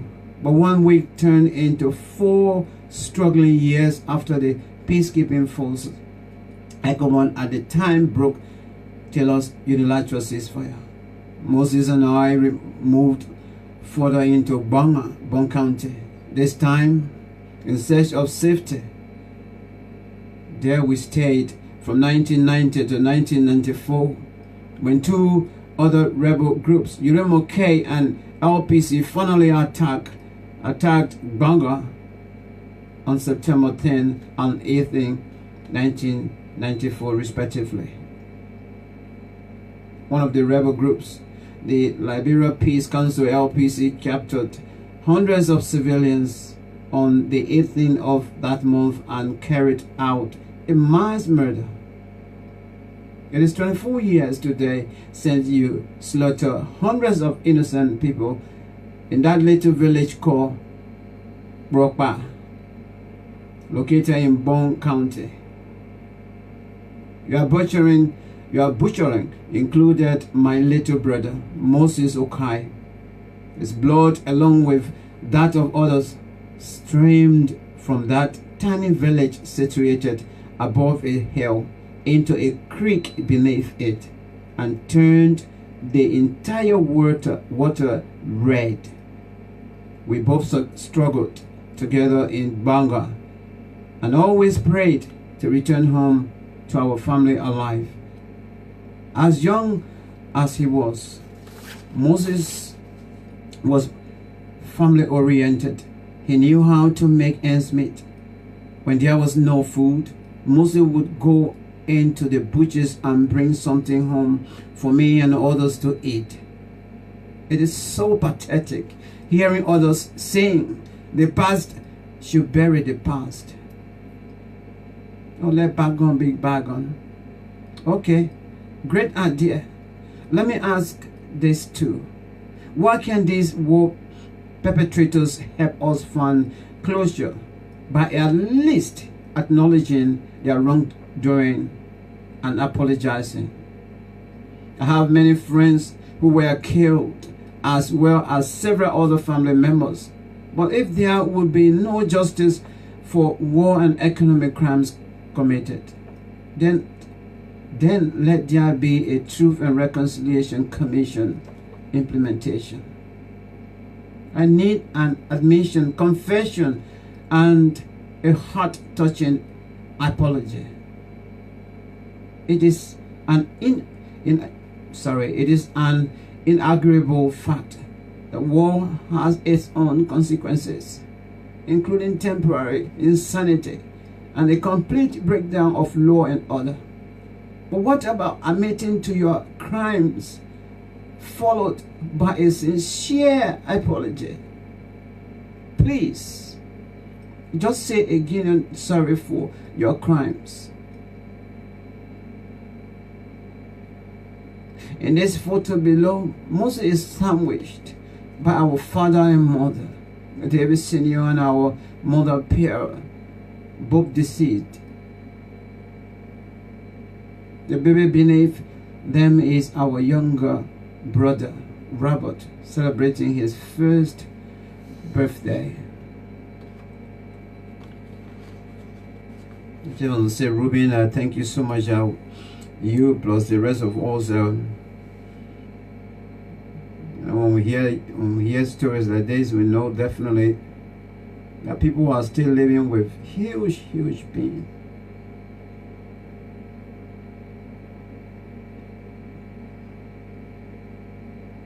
You move about Liberia, you come across somebody who actually you saw, maybe you were somewhere around maybe 9 years or 8 years or 15, 12 years or so. So somebody raping your mother before killing her. As a child, you're standing there, you really want to go and take that weapon off them. You want to go and stand before them. But you're just standing there as a 9 years old, as a 10 years old, as a 11 years old. You're so powerless.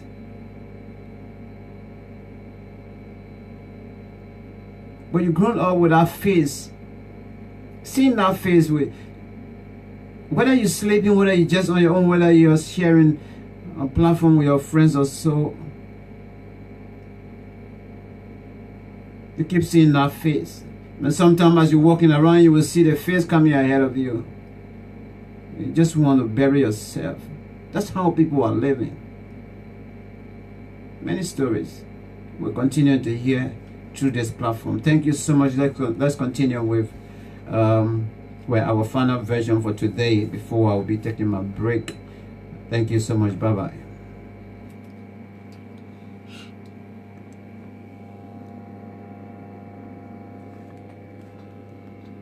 Okay.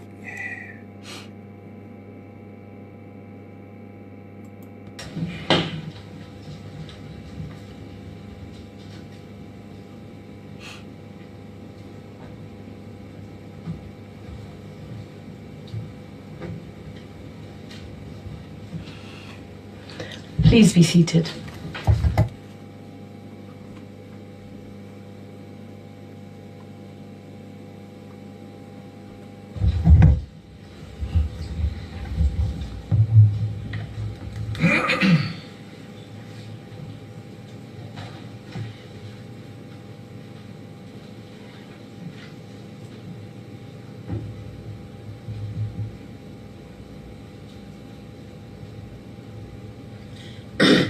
Before we commence this afternoon, Mr. President, can I indicate that Mrs. Claire Carlton Hansfield has left us, so there hasn't been a change on this side of the room.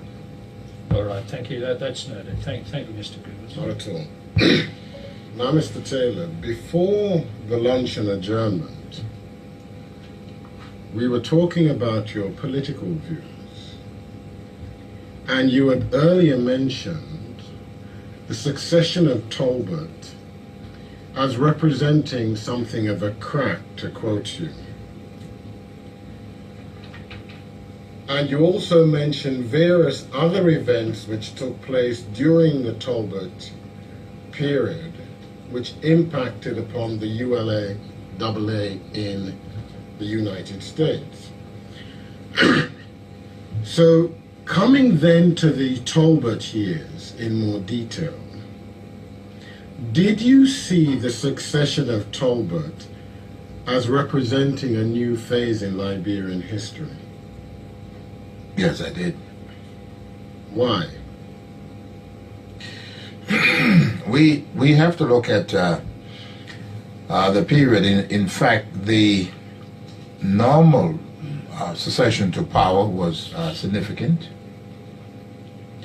but also we knew from Talbot's vast travels, his experience, that in simple English he could deliver the goods. So it did have an impact in knowing that he had the capacity.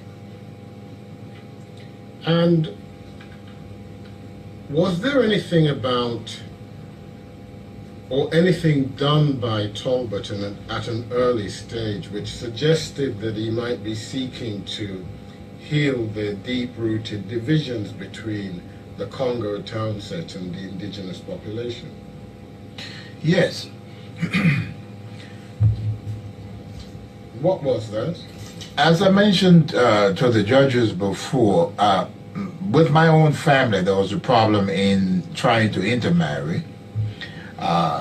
This is a similar situation that happened in the case of Talbot. Talbot did something very important. Talbot's sister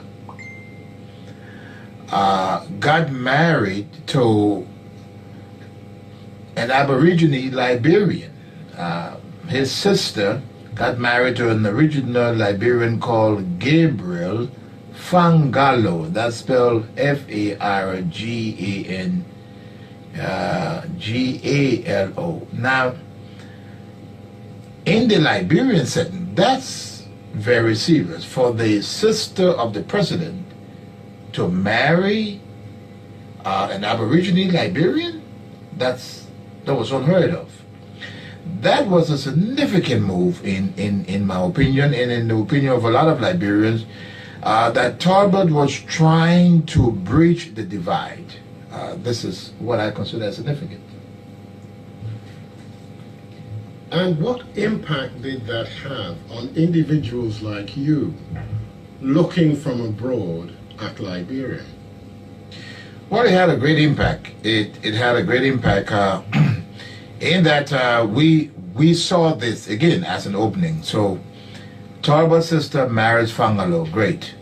May I just add, there's another thing about Talbot that he went out of his way to do. Talbot was one of the first presidents to, even though he was from the Americo-Liberian stock, he learned to speak a local dialect. It's the Pele tribe. Now that can be spelled two ways. Some people call it Pele, K-P-E-L-L-E, or just P-E-L-L-E. These were all moves that encouraged us, and we saw in him this particular act.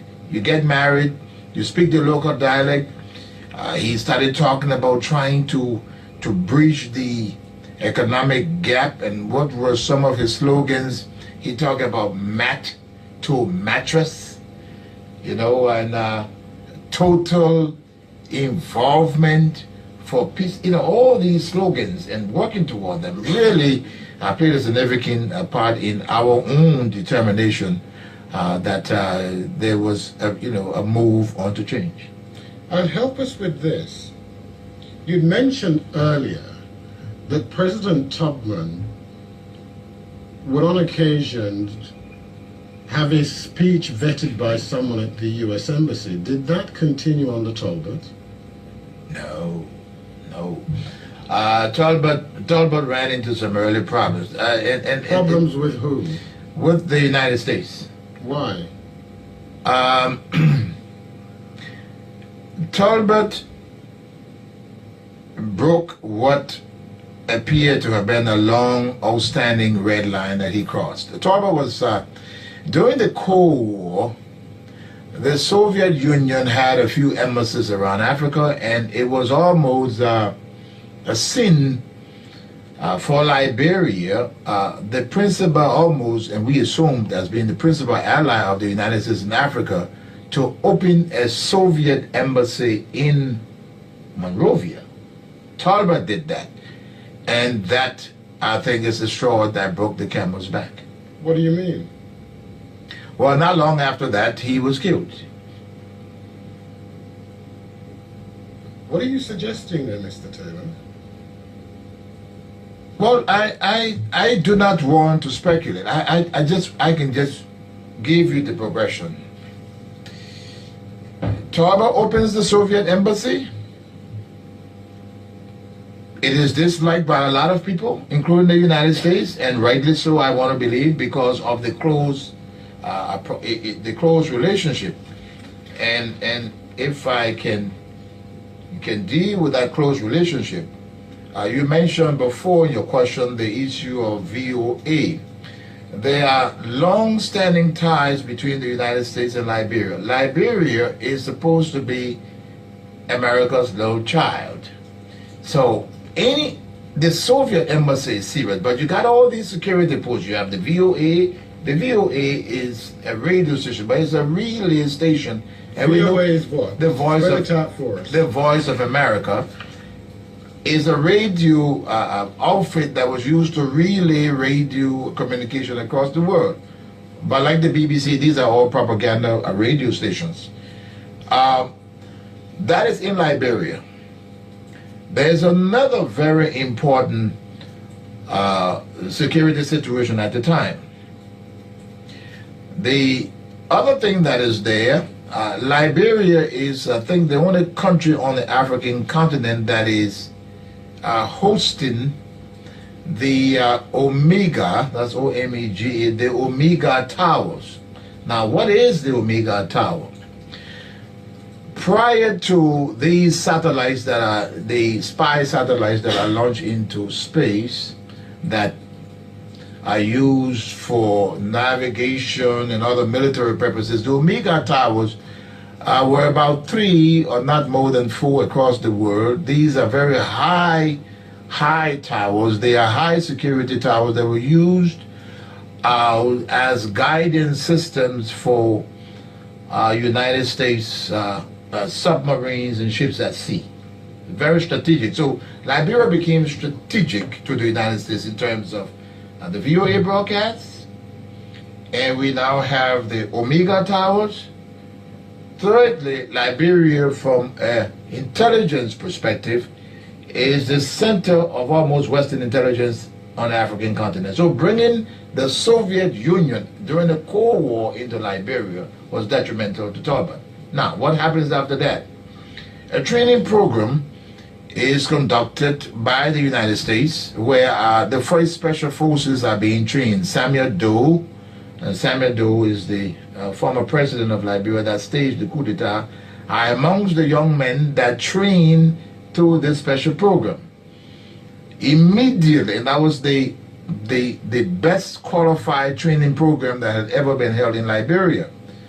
Less than a month after this particular program, they killed President Talbot. Now, I'm not in a position to make any claim, but I'm just trying to give you the progression of things. The embassy, because of the close relationship between these countries, this special training program, Talbot gets killed a month later.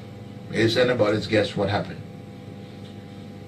Now, earlier you made mention of some riots which had taken place in Liberia during the tenure of Talbot as president. Can you help us with the historical and contextual background to that, please? Yes. Barcus Matthews leaves the United States. He goes to Liberia and he begins the process of trying to start a political party. That struggle is on for several months. Eventually, the party is permitted to register. It is called the Progressive People's Party, PPP. Which year is this? This is 1979. Thank you. Now, we are in the United States, we are following all of these occurrences in Liberia. I want to believe that had Talbot not wanted the Progressive People's Party to be registered, it would not have registered. We know as a fact that there were elements in the true Whig Party that did not want change. Talbot wanted change. I'll be fair to him. I think as a maneuver on the part of Talbot's part, he permitted the party to register. And I think that may have been a signal to this bloc that did not want to see change that, hey, it's going to come. The party is registered. Rice, the staple of Liberia, becomes a major issue. Marcus Matthews, very sharp, started talking about reducing the price of rice, and I must not hesitate in saying that to a price that I believe was impossible, but that's politics. He said that rice could be brought to Liberia and sold for $9 a bag. Now, that was virtually impossible, but I think it was politics, and that's what he told the people. Talbot raised the price of rice for another very good cause. Talbot believed that Liberia had to become self-sufficient. And using a basic, maybe economics 101, if you increase the price of rice and make it high enough that people can afford it and encourage domestic production, eventually we become self-sufficient. A very good reason too, which I agree with. But on the political side, Marcus Matthews sees this as an opportunity to push Talbot against the wall. A rice riot occurs, people get killed. I hesitate to interrupt, but I think it's important that this be noted on the transcript that the witness said rice riot. Excuse me. R-I-C-E. Rice, yeah, R-I-C-E. It's shown on the record as race riot. I don't want that misunderstanding being part of this trial.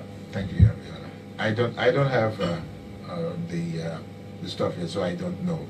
Okay, thank you, Your Honor. It's rice, R-I-C-E, the rice riot occur, and people get killed on the streets of Monrovia. Marcus Matthews and all of his people get arrested, thrown into jail, and charged with treason. Pause there. First of all, when in 1979 was this? Oh, this race riot occurred. I'm still in the system. I think it's about April. Yeah. And when you say that people were killed, who did the killing? It was said at the time that the police shot these peaceful, unarmed citizens. Now, what is important about that, which Talbot denied this, of course the government denied it, but there were gunshot wounds that were on the bodies that were recovered.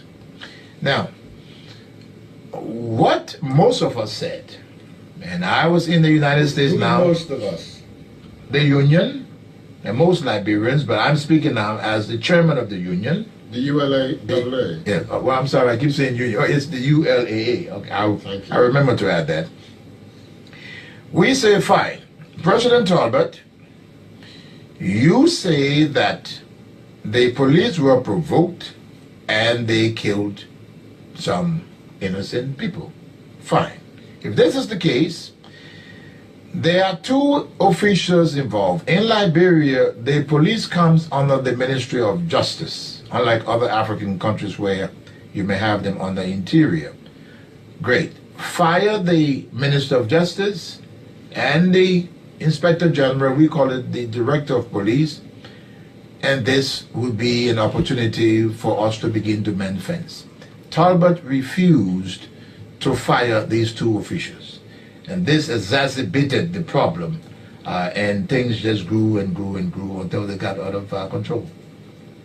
So, did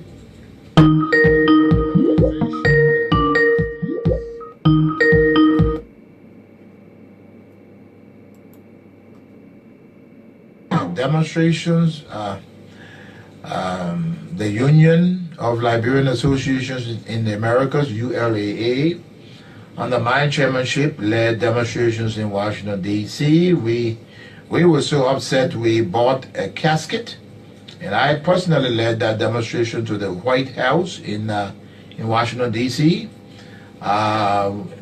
We had demonstrations in New York.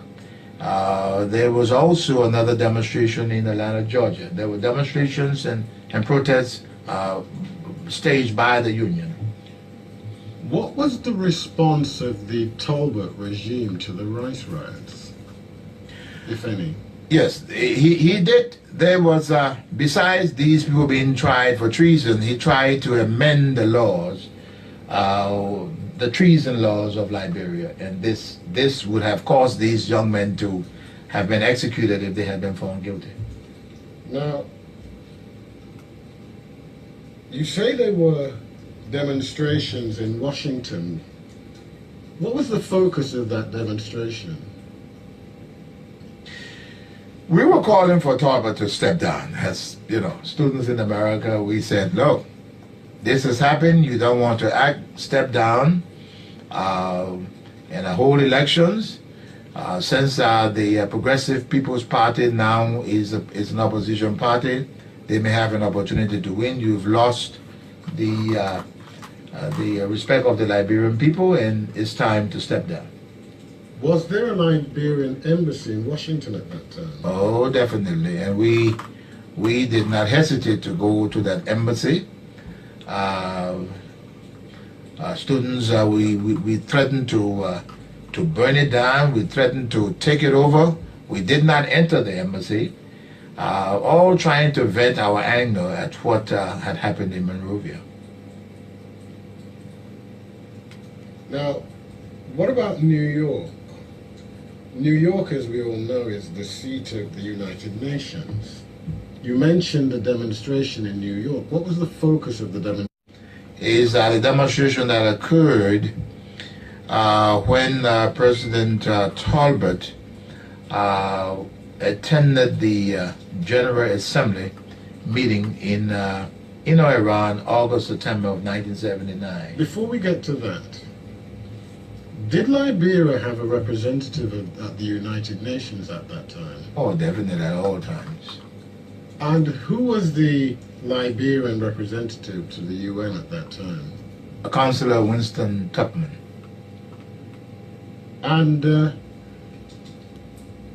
after the rice riots, did he feature in any way in relation to ULAA activities? Did he feature? Did he, Winston Tubman, feature in any way? Yes, Winston came around the time that we actually took over the consulate in New York. Which consulate? The Liberian consulate in New York. What do you mean you took it over? Well, we had asked the president to resign. He did not, and we said that this is Liberia's property. We wanted to, in fact, really to make a point. It was more of a point for the president. There was no destruction carried out at the embassy, but we decided that we will go in the embassy, at the consulate. We will sit in there, stay in there until President Talbot responded to our demands. And how did things develop, if at all? Oh, they got a little hairy. We go in, we take over the consulate. No one is hurt. We don't break anything. Winston Tupman comes.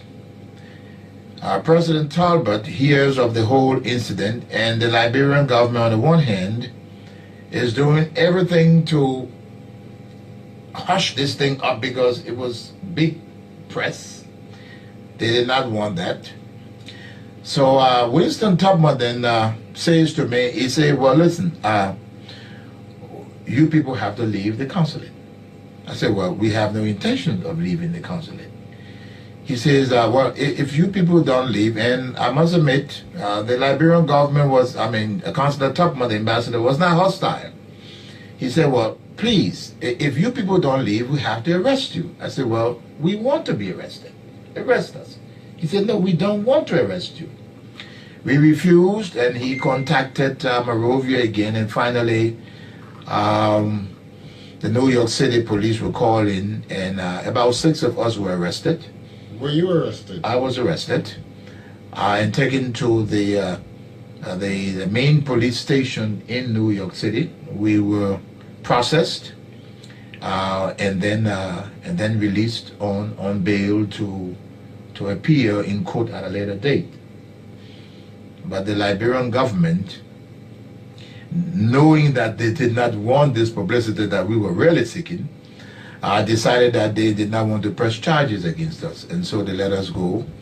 And Talbot did this, I guess, as an attempt to demonstrate to us that he wanted dialogue with us, and I think that was very generous of him.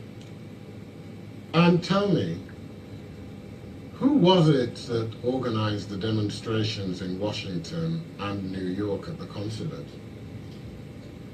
Well, I'm not trying to beat my own drum. I was the chairman of the union. I along with the union, organized a demonstration. Now, following that demonstration at the consulate, the Liberian consulate in New York, was there any other demonstration by the ULAA in New York? Yes. ULA planned another little trick. By ULA, I mean the Union of Liberian Associations. President Talbot comes to the General Assembly to address the General Assembly. Nation states once every year come and address the General Assembly of the United Nations. And in what capacity was he coming at that time? Twofold.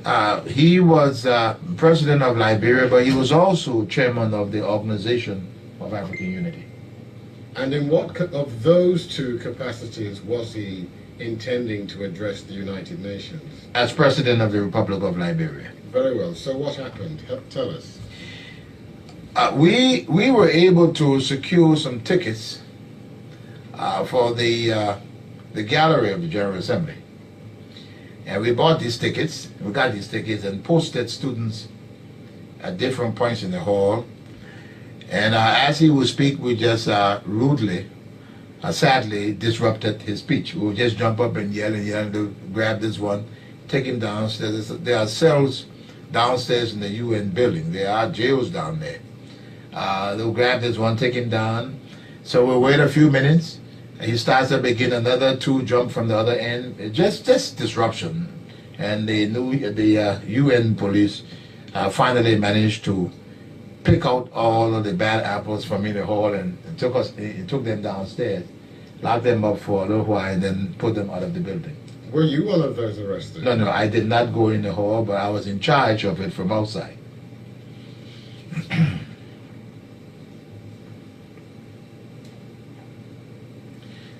Did President Talbot revisit the United States after that?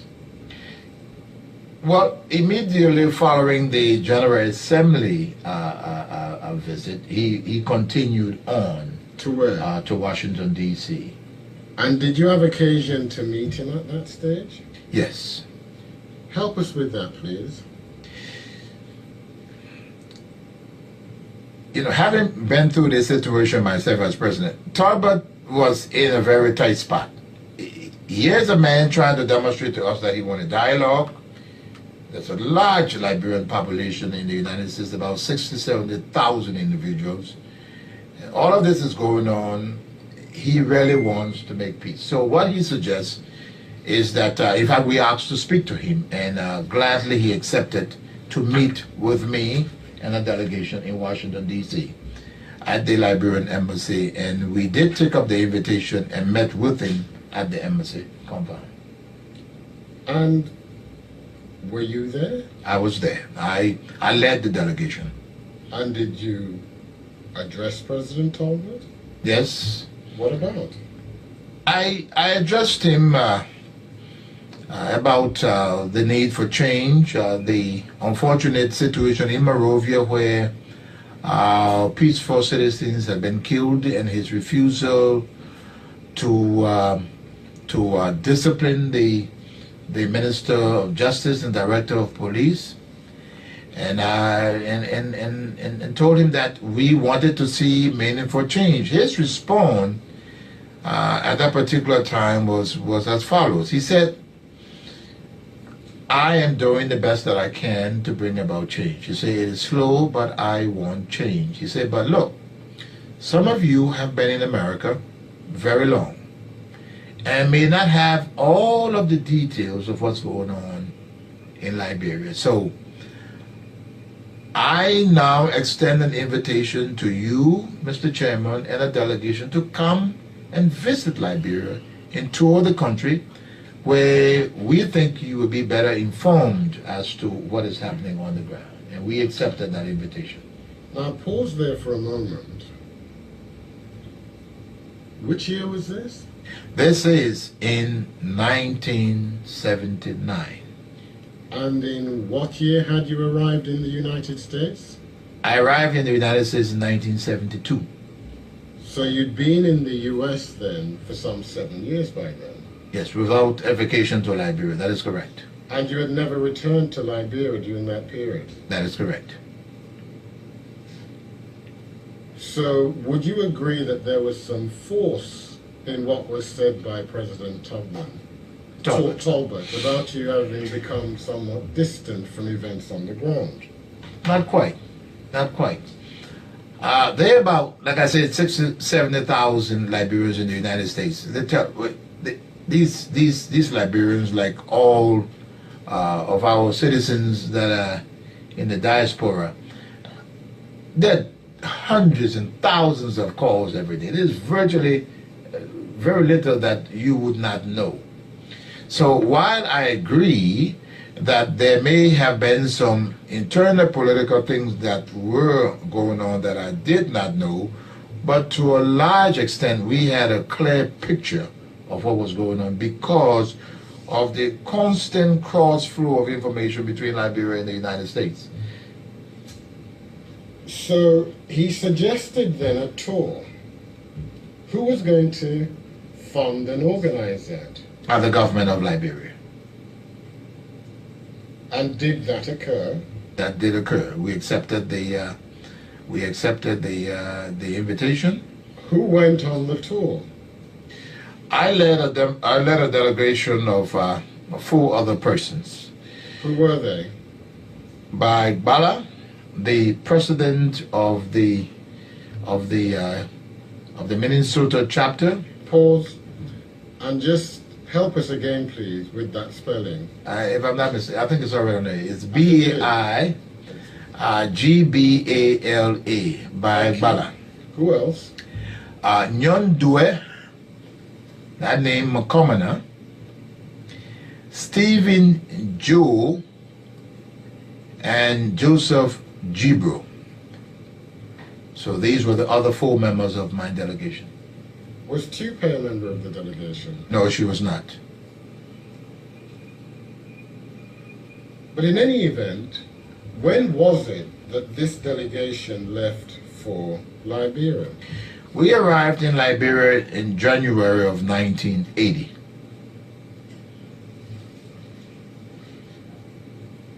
And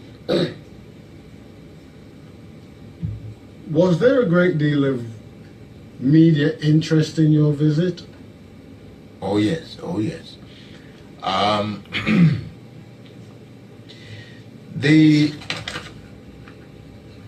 The union had developed its name after at least 2 or 3 incidents that occurred.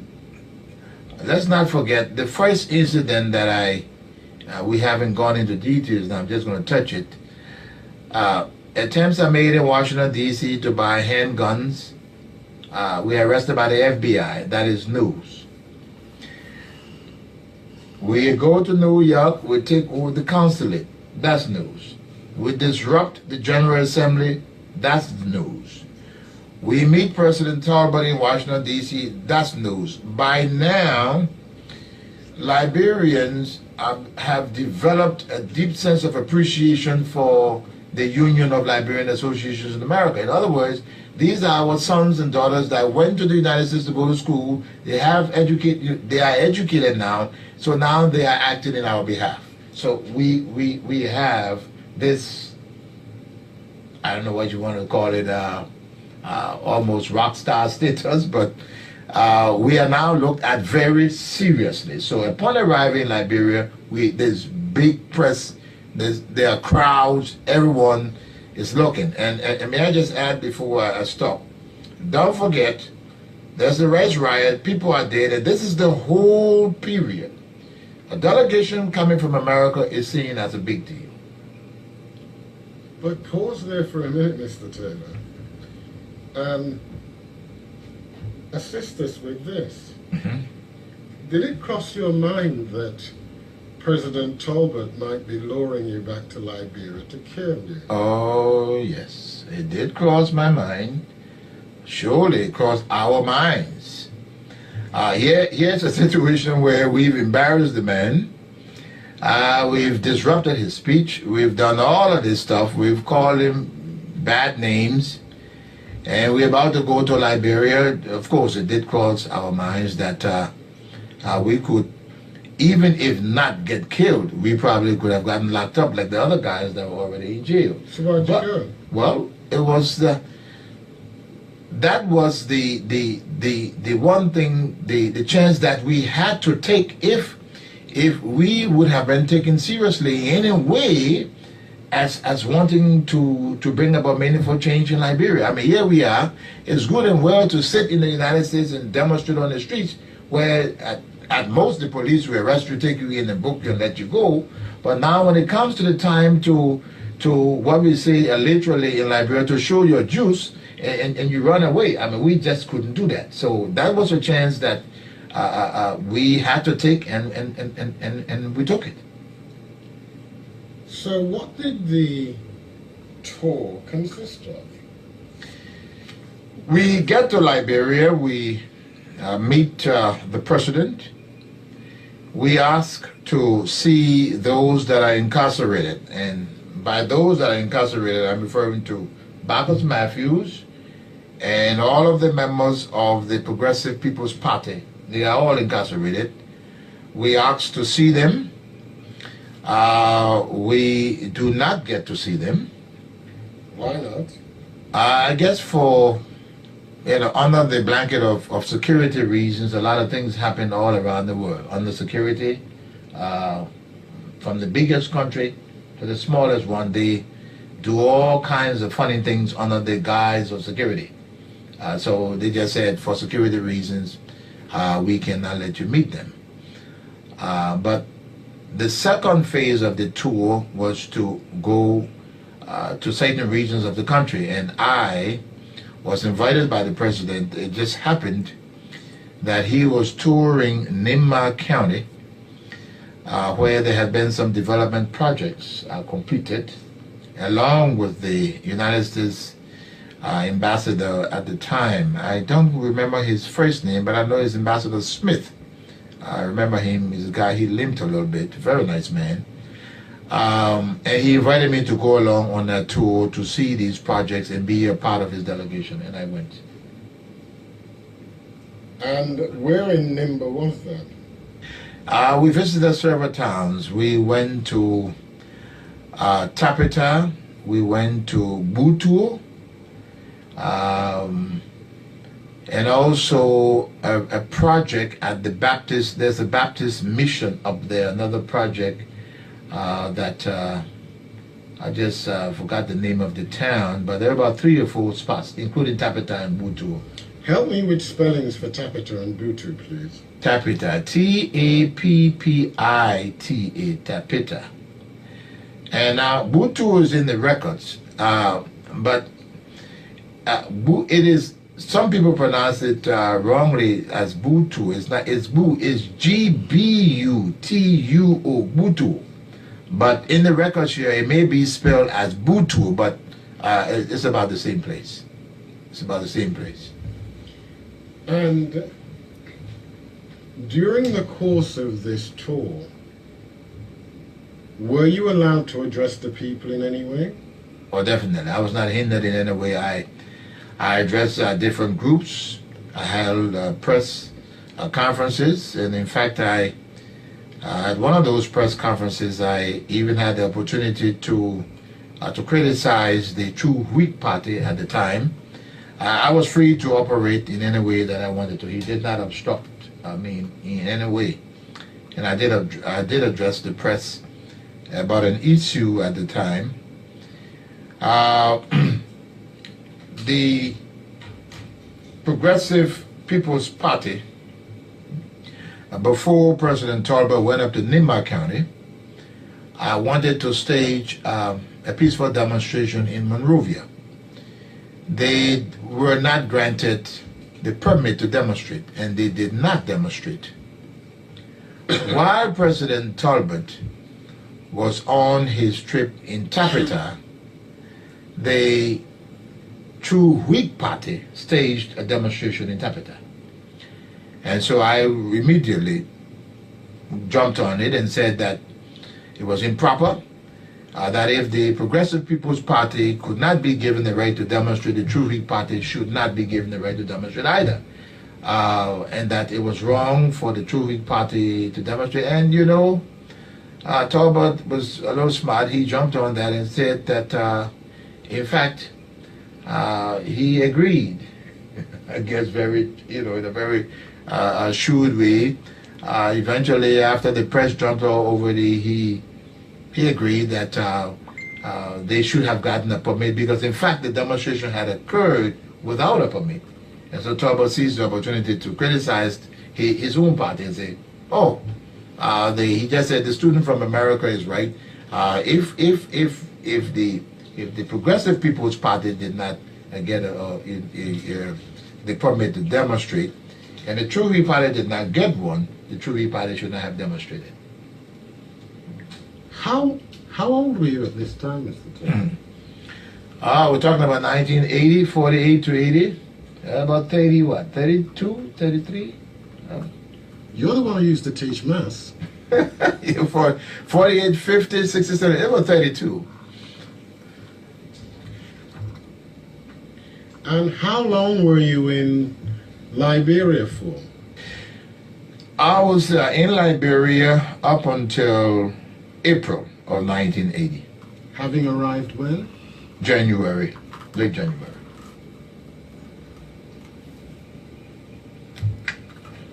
So whilst there,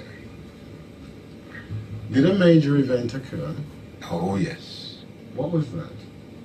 The coup of 1980, led by Master Sergeant Samuel Doe, occurred while I was still in Liberia in 1980.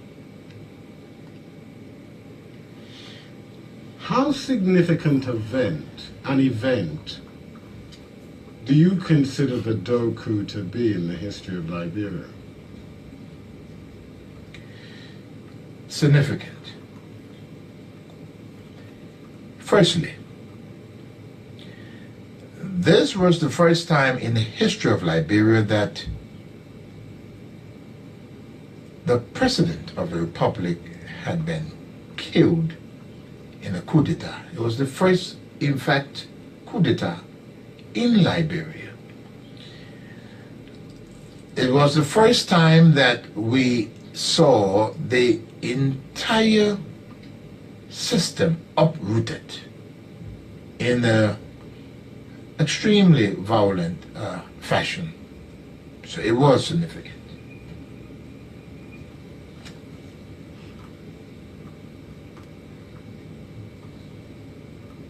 Now, just trace for us, please, as someone present in Liberia at the time, what you know about the origins of the coup and the way it played itself out.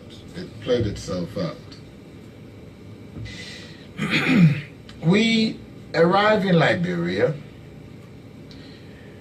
Remember, there are individuals in prison.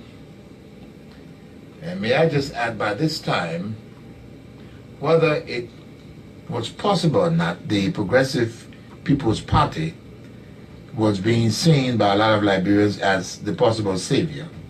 And I keep saying that it was impossible for them to do what they said they were going to do.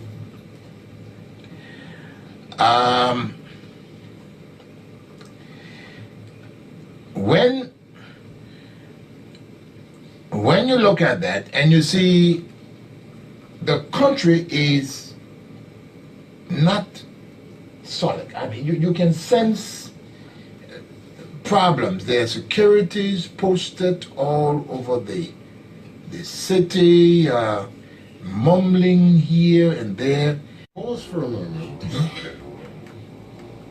How did Problems. There are securities posted all over the city, mumbling here and there.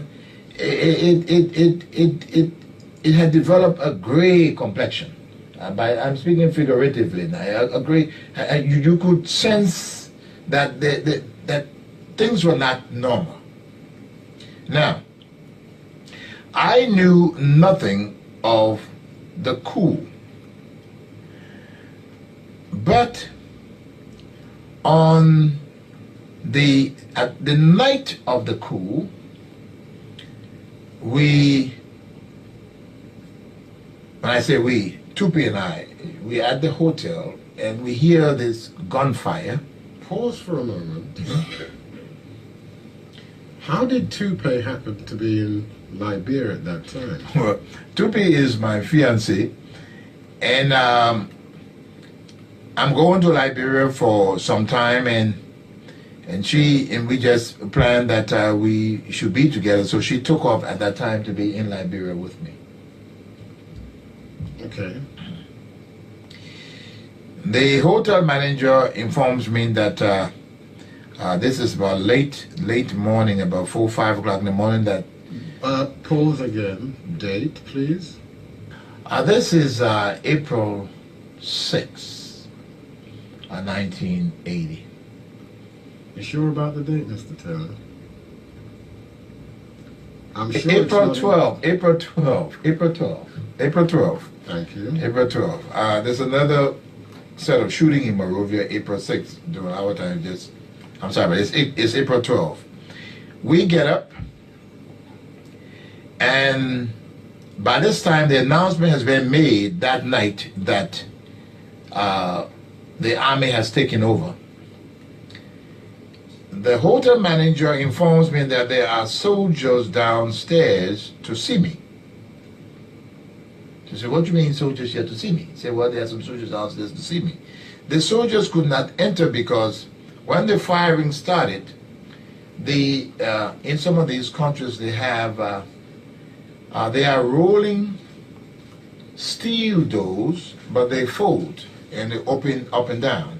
So you can look through them, but you cannot really go through. These are steel shutters, I think they may be. So I come down, and the soldiers tell me, "The general wants to see you." "What general?" They say, "The commanding general." So what does he want to see me for? I say, "Well, the general just asked us to come and take you to the barracks." Now I'm scared, because I think now they're about to arrest me. One of the fellows that came to the hotel to call me, in fact, 2 of them started speaking the Giu language. Now, Tupi, my fiancée, is half Kra and half Giu. She speaks Giu.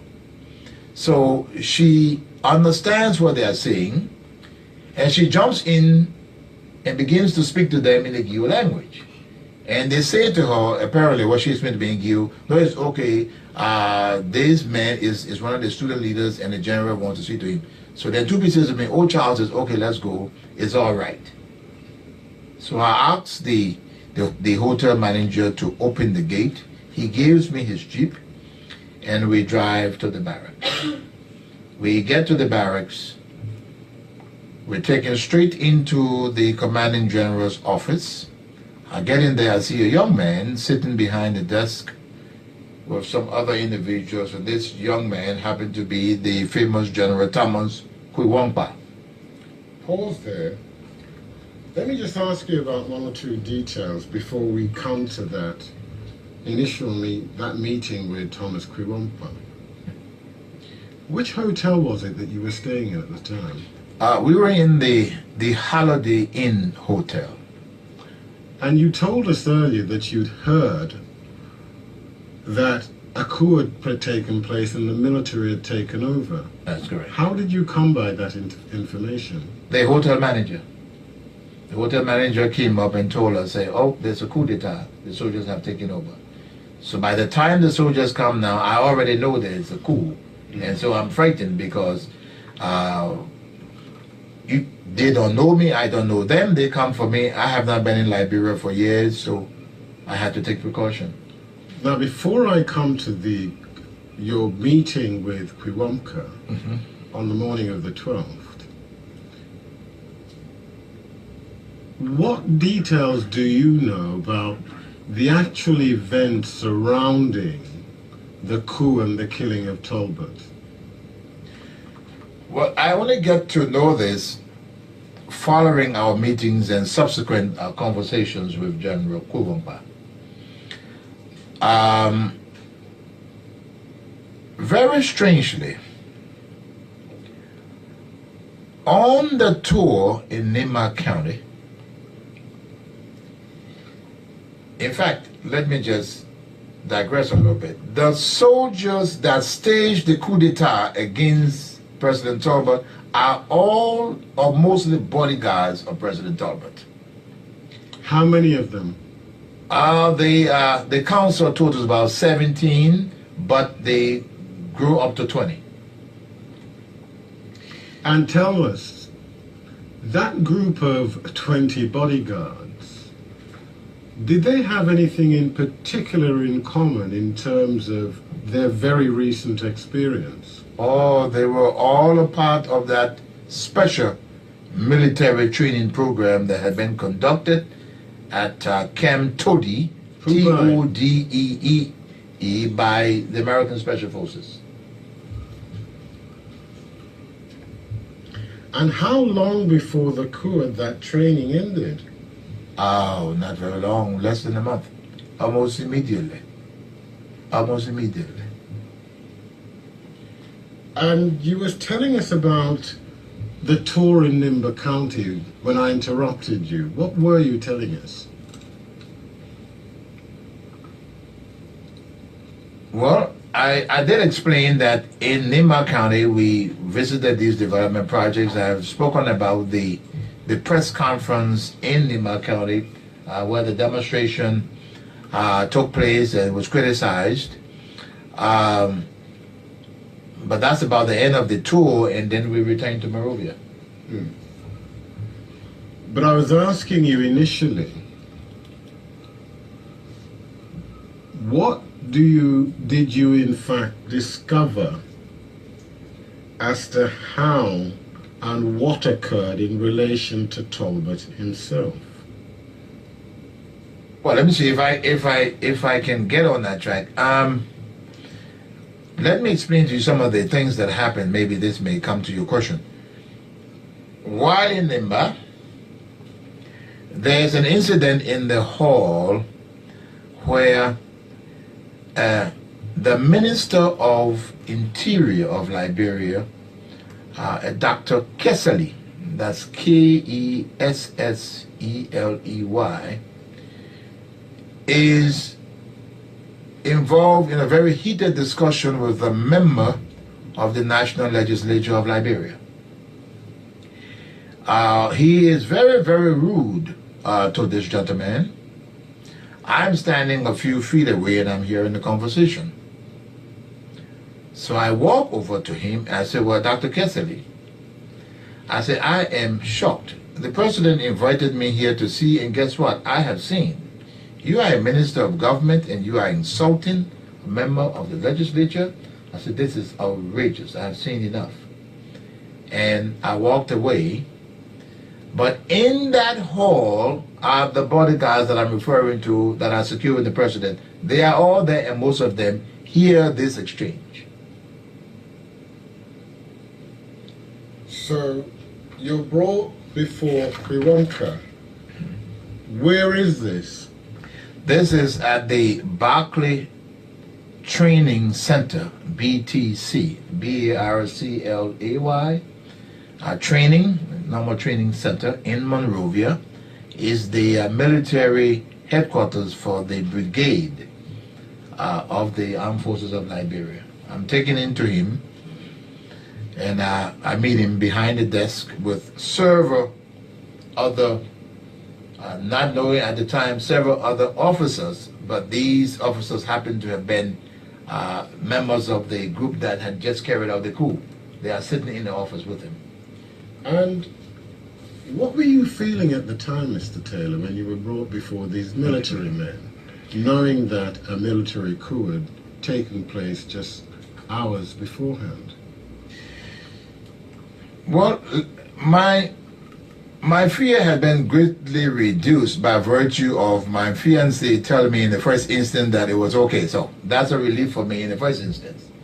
But in all fairness, there's still that little part of me that is saying, okay, well, you know, because we're never too sure. But there was some assurance at that particular point. And when we get into the office, the first thing the general said, "Oh, Taylor." I said, "Yes, General." He said, "Sit down, let's work." By this point, I am relaxed because I know I'm not in trouble. He said, "Sit down, let's work." And what is said? Then, what brings a little more, if it's anything, I think I begin to sweat at this particular time. The guys that are sitting there with the general say to me, "Do you remember us?" I said, "No." Then they said, "When you were speaking to Minister Cassidy about what he had done to the representative, we were the security standing there." And another guy said, "Remember the press conference that you held when you criticized the True Week Party for the demonstration? We were all there. And because we know that you have come and you want to be fair, this is why we've called you down to work." By this time, really, it brings fear in me, because then I begin to say, "But my God, what if I had said or done something wrong? I would have been in deep trouble." But by the grace of Almighty God, I had stayed above board, and that was my saving grace. What else was said to you at that time, if anything? Well, they said to me that we needed to work and try to secure the revolution, and that this had happened to try to bring change in the country, and that the time for the Congo people was over, and it was time for the quote-unquote country people to take over the country. Now, apart from yourself and the military personnel you've described, was there anybody else present in that room? Yes, there were individuals present, but not in a very comfortable way. By this time, the armed forces had commenced the arrest of ministers and senior officials of government, comfortable position, lying on the floor.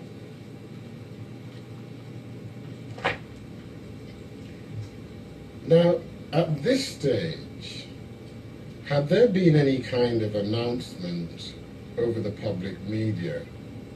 And that a government styled the People's Redemption Council was now in control under the stewardship of Master Sergeant Samuel Kanyondo.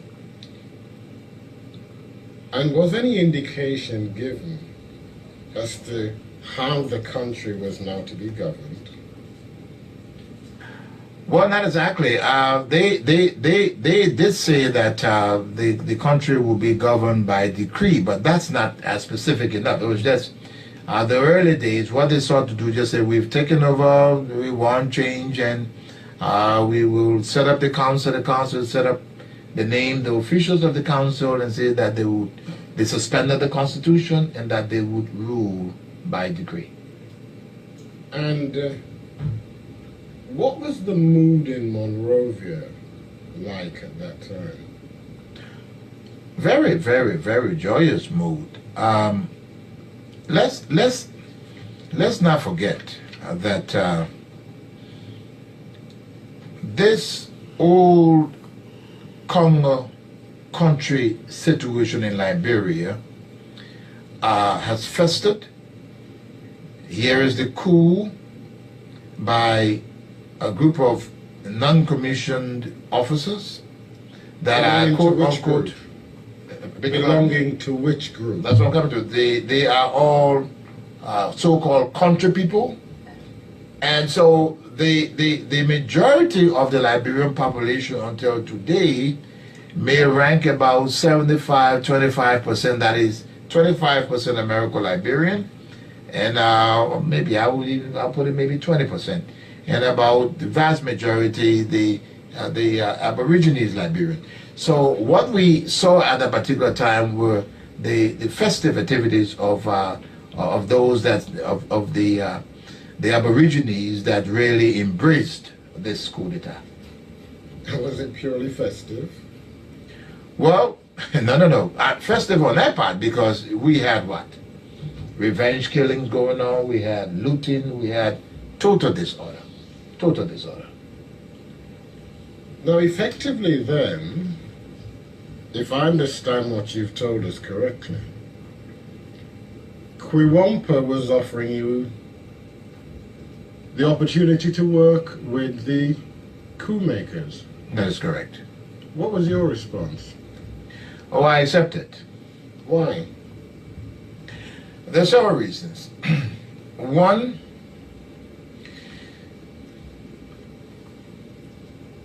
we would have wanted, and let me clarify I'm talking about the union. I'm still the chairman of the union, but there were other very progressive groups in Liberia. And while I don't claim to speak for them, but the general view was that a non-violent change is what we wanted. But having seen the coup take place, I saw this, and strangely, some of these progressives that I'm talking about, later on I am told, saw it the same way. We saw it as an opportunity to finally get control and move the country into the direction that we wanted to. Our plan, my plan, looking at it at that particular time was that, look, here are young NCOs.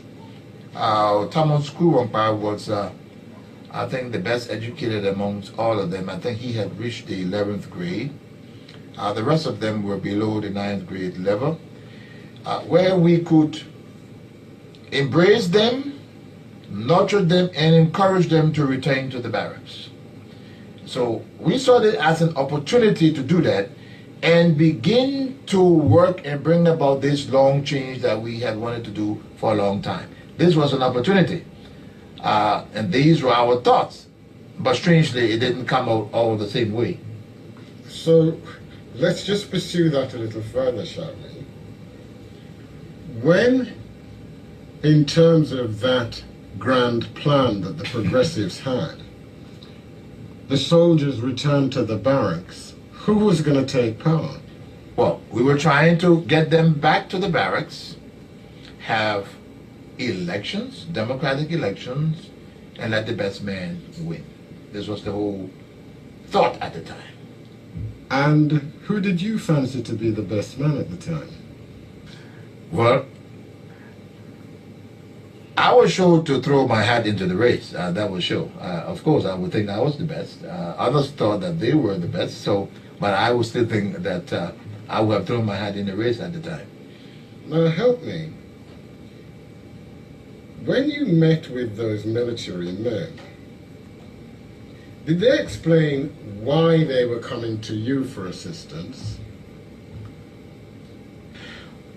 Well, no, after these guys told me that they had heard me, they were present in the hall, they had, I mean, excuse me, Your Honors, I'm sorry, I don't know if I'm offending you. I talk with my hands, so I hope this is not, I'm sorry. Okay. Not at all, Mr. Okay, because I normally used to, okay, very good. We have these people hearing me. They know what I have said, okay? So they are in a position where I guess they have their own plans, but you know, our plans just didn't work. So, at that early stage, at that meeting, was your advice or assistance sought in any particular respect? Yes. In fact, I volunteered. Once he said to me, sit down, let's work. The first thing I asked him is, I said, General, what are you people doing about securing, firstly, this revolution that you people have put into place? And secondly, I said to him, as I'm driving here, there's total chaos on the streets. I said to him, I said, you guys are going to have to do whatever you can as soon as possible to get these soldiers off the streets, because the diplomatic community will begin to complain. There were hundreds of citizens outside of the barracks crying because their houses have been taken over, looting. And it was embarrassing to me as I'm coming into the barracks gate. Some of these people see me, they already know that we're into, oh, Taylor, you know, we are dying, you know. And so I get in there and I tell them, I say, listen, the first thing we got to do here is to secure this revolution by getting these soldiers off the street and gaining some credibility with the diplomatic community. If not, you guys are going to be in trouble. Because by this time, there are several countries, Ivory Coast, Guinea, and I think Nigeria are very concerned. Don't forget, the man that just got killed is the chairman of the OAU, in addition to being president of Liberia. So yes, the chairman of the OAU being killed in a military coup by young officers. So there are already threatening remarks being made on international radios. And that, coupled with that,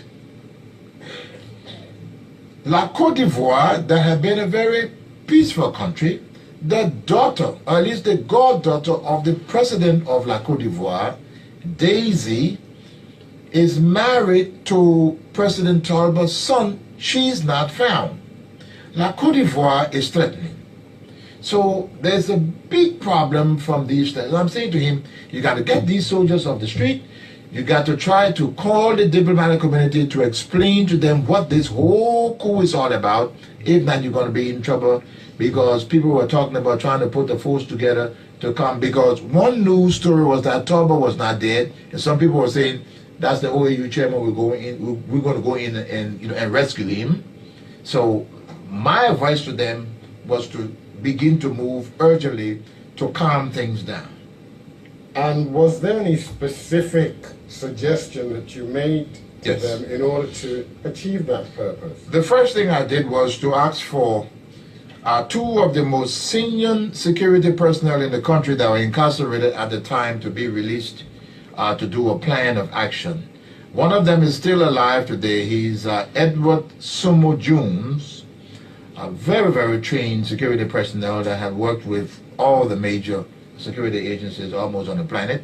Pause, help us with the spelling, please. Edward, as normal, Edward Sumo, S-U-M-O, and Jones as in Jones, J-O-N-E-S. And the second individual?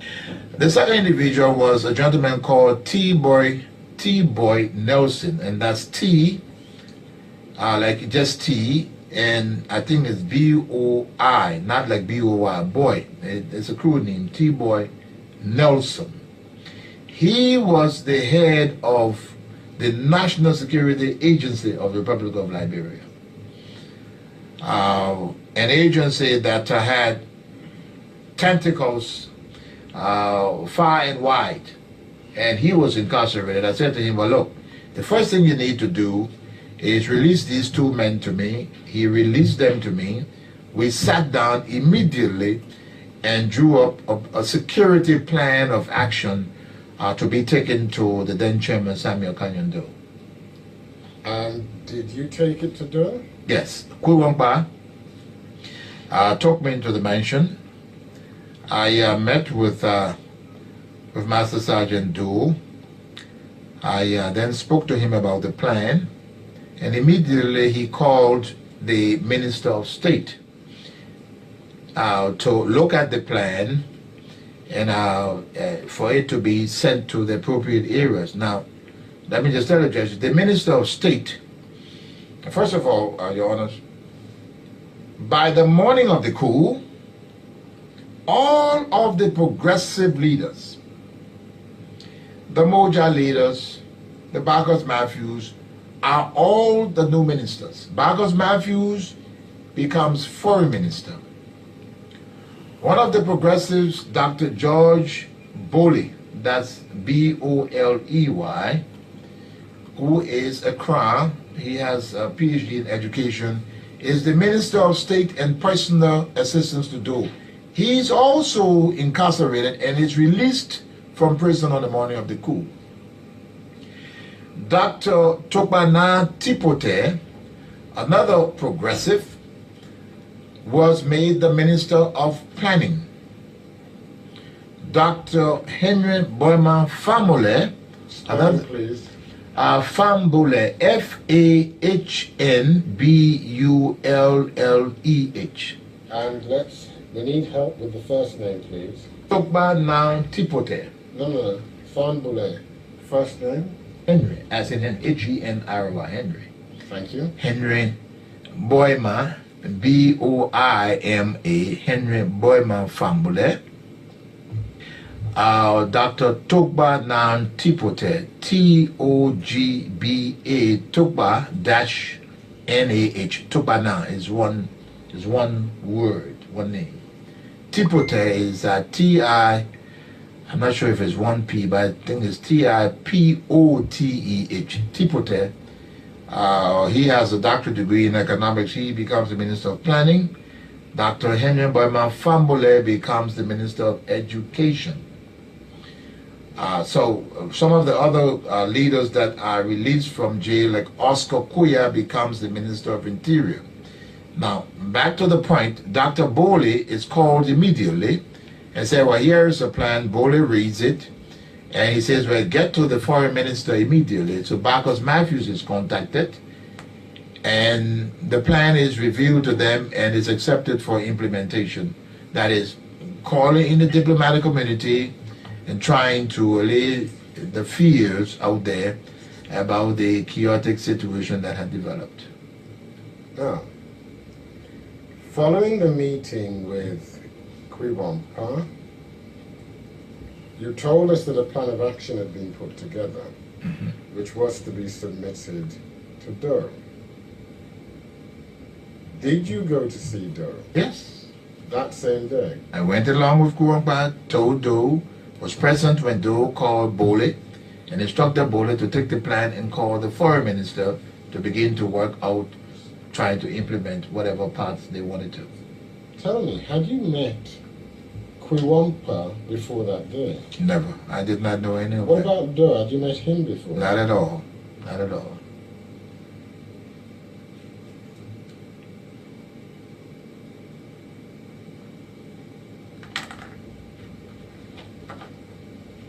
Now, these other individuals, the various doctors you mentioned who were brought into the government, did you have any prior relationship with them? We all knew each other. I knew them all very well. They were Mojal, Marxist, Leninist oriented. We knew each other. We did not see what I would say, so to speak, eye to eye in terms of ideology. But I guess we respected each other. You were 32 years old at the time. How old was Kpakio?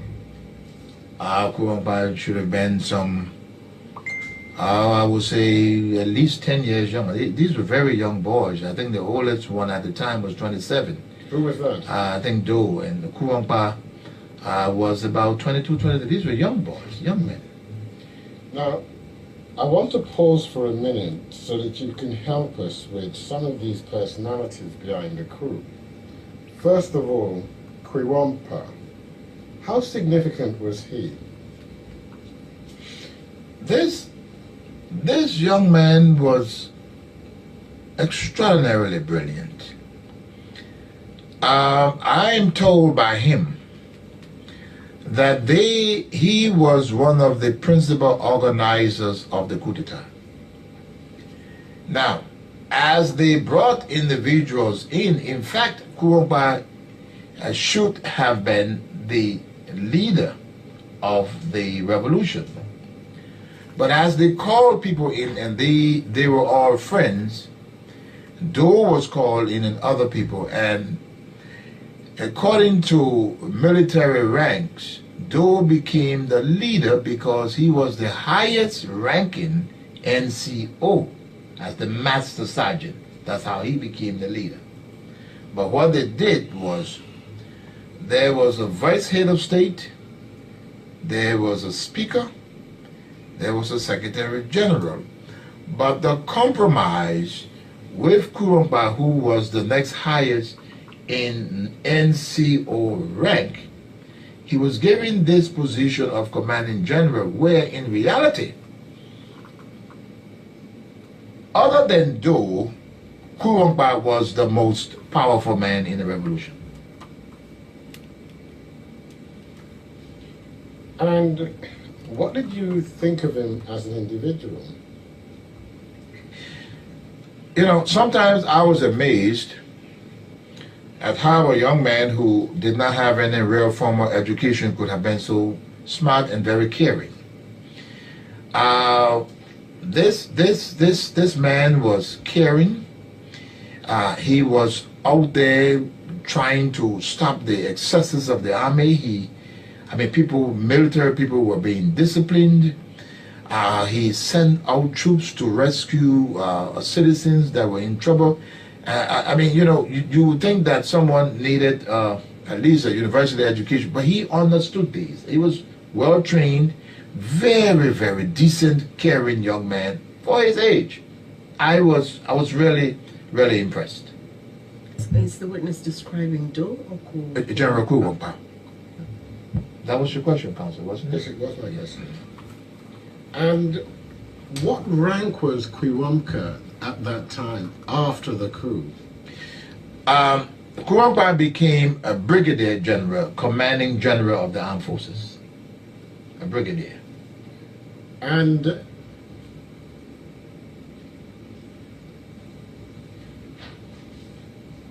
who was, in your estimation, the most influential individual in the coup? I still say it's Kpakio. And what about thereafter? Thereafter also, he gained the respect. It did not take very long before the citizenry realized that Kpakio was the real man.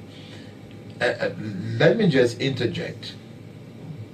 When the coup occurred, in addition to these arrests, one of the first things that they did was, Who did? the coup leaders, all senior officers of the armed forces of Liberia were also arrested.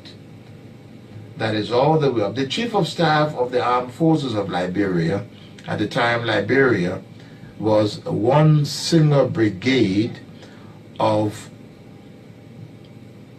a very small brigade of about 7,000 men. And the Chief of Staff of the Armed Forces of Liberia carried the rank of Lieutenant General.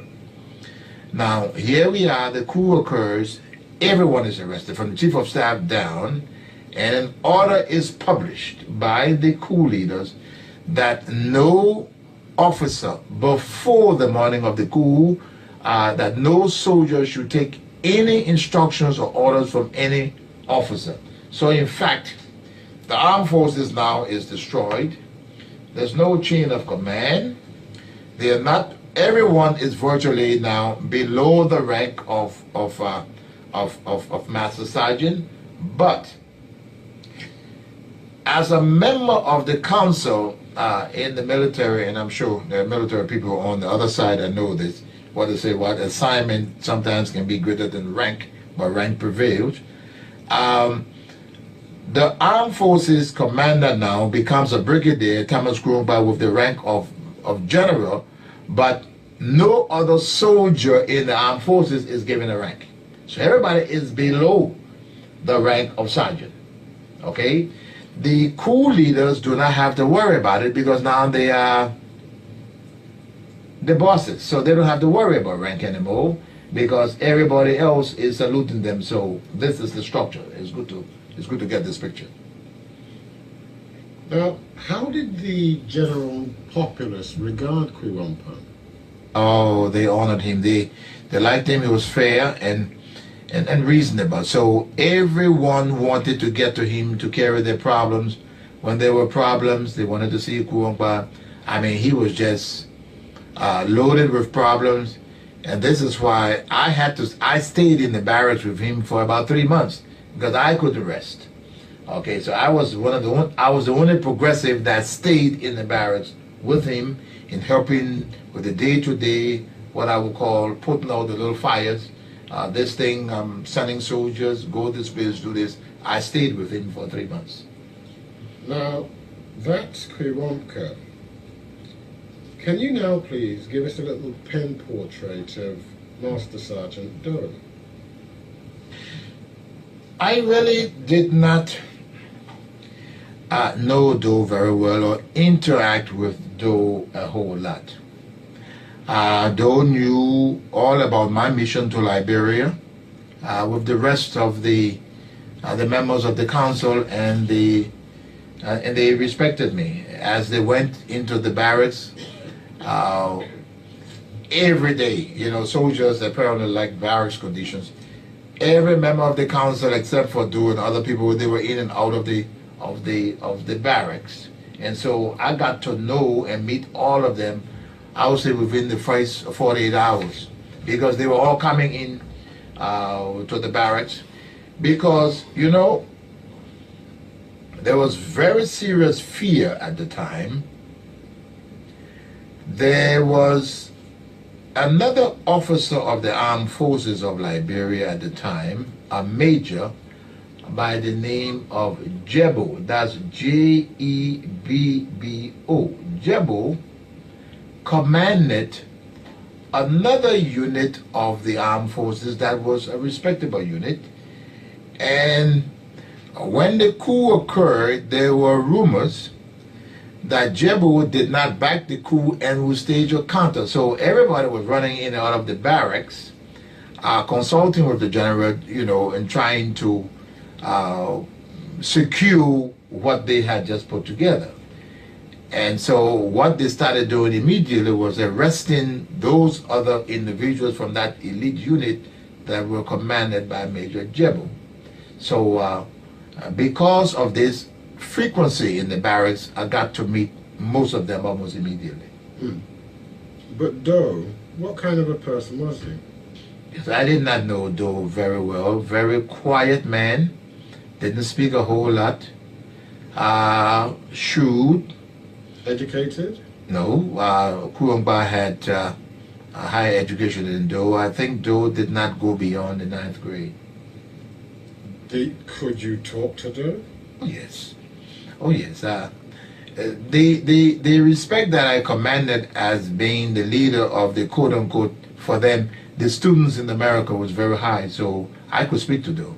If I wanted to see him at any time, he saw me. did you think he was going to stay in power as the leader? Quite frankly, my impression was that these men would have not stayed there a very long time.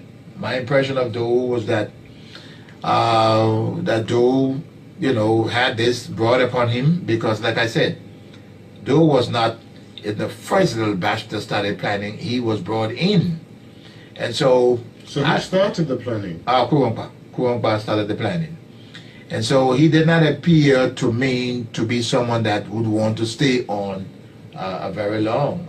But it turned out differently. Now, following the coup, who was the vice head of state? The vice head of state was a gentleman called Thomas. It's regular Thomas Wei, W-E-A-H, Wei Seng, S-E-N-G, Thomas Wei Seng. Is that one word? Let me see, it's a crew name. I think it's Wei Seng. I think it's one word, Wei Seng. And who was he, apart from being vice head of state? Thomas Wei Seng was one of these very, very low educated but smart, street smart, who previously had joined the Progressive People's Party. He was a member of the PPP, one of these firebrands.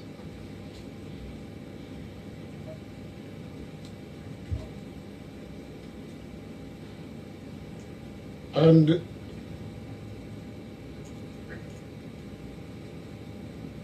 did he remain around for any period of time after the coup? Oh no. Wei Seng ended up, along with other members of the council, he was executed by Samuel Doe. How long after the coup? Oh, that was within the first year. I would say the first year of the coup, from April. I would say about a year. He was executed. Why?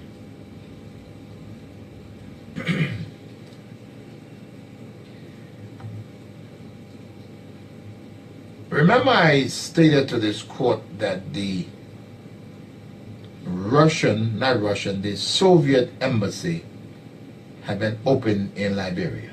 Yes. Now,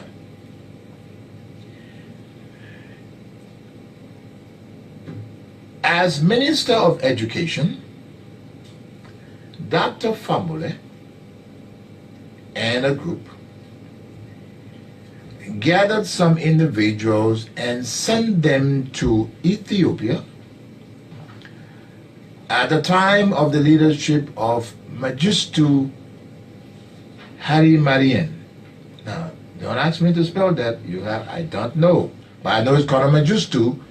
He overthrew the emperor of Ethiopia, Mengistu Haile Mariam. Don't worry, Mr. Taylor. Thank you. Andy will look it up on the internet. Very good.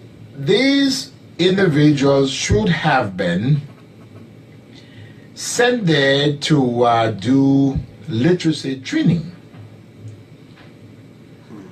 But to our greatest surprise, the CIA informed us that they had been sent there to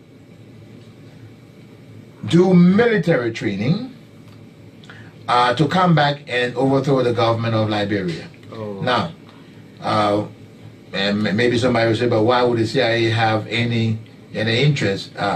The security agencies of Liberia work with intelligence agencies around the world. And so information flowing will come. Maybe people don't know that, but this is the way it works. And we were glad that we were informed, because it was true, because again, I don't blame the United States, because the United States, rightly so, would not have wanted for this to occur, because those individuals that were planning to stage this counter coup were the Marxist-Leninists, and dealing with Mengistu, with the Soviet embassy in Monrovia, that was a cup of tea. Even I was glad that we had the opportunity, and it was stopped. So, though immediately ordered those people back, most of them did not return. Now, where it's saying was a regular visitor to the Soviet embassy in Monrovia, and they were advocating some extreme Marxist views that some of us did not support. So when it was confirmed that there was supposed to be this, remember now, the Cold War style situation about to take place, where here are people going for training, they're about to come from this Marxist magistu, and the most senior second member of the council is a regular visitor to the Soviet embassy. This was something that none of us could take, and so Wei Sen was arrested. Was he put on trial? He was put on trial, and he was found guilty Of what? of treason, Oh, And what was done to him? executed. wow. Now, when was it that the CIA, you say, informed you of this? They informed the government immediately before the Western arrest. Immediately before the Western arrest. Now, previously, Mr. Taylor, you appeared to be hinting to us of some kind of American involvement in the coup. Which coup now? The second The coup? Doe coup.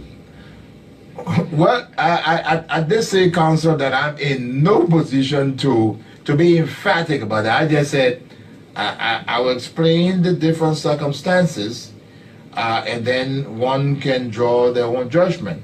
But what I do know is that following this coup that Doe planned, we began almost immediately to be seen favorably by the United States. I was in the barracks, and the chief of U.S. military mission at the United States Embassy in Monrovia was, almost took up offices at the barracks. So I Who was guess, that? oh Christ, I couldn't remember the gentleman's name. Very well. Carry on. But we appreciated that, because one of the things that we did not want to happen, we did not want to lose contact with the United States, in all frankness. And I think it was proper that we dealt with them. I spoke to this gentleman so many times. Even diplomats came. I would sit in the meetings and express the desires of what these young men wanted, because in the language that the diplomatic community could understand. And I think, and even when you look at the gesture on the part of the United States government in trying, during that Cold War era, in trying to prevent a Marxist-Leninist revolution in Liberia, especially with key United States installations in Liberia, I think it was something that some of us really supported, and I did. And tell me, when you first arrived at the barracks, summoned by Kpakio, did you see anything to confirm that suspicion? That At the barracks? we suspicion. The suspicion about American involvement. Well, I'll put it this way. If you just got through training these new people, the instructors are still in town. Of course, you know the instructors and everybody. There's no hostility at this particular time between the armed forces of Liberia and the American trainers or the American embassy. There's no problem.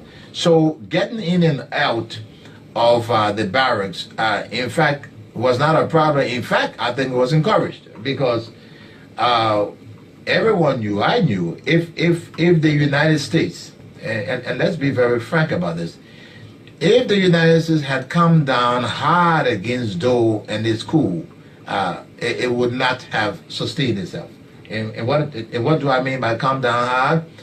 If the United States had said, hell no, we are not going to permit this, you are going, it would have taken a few months, but I think it would have happened. But now we are talking about the Cold War era, and we're talking about interests.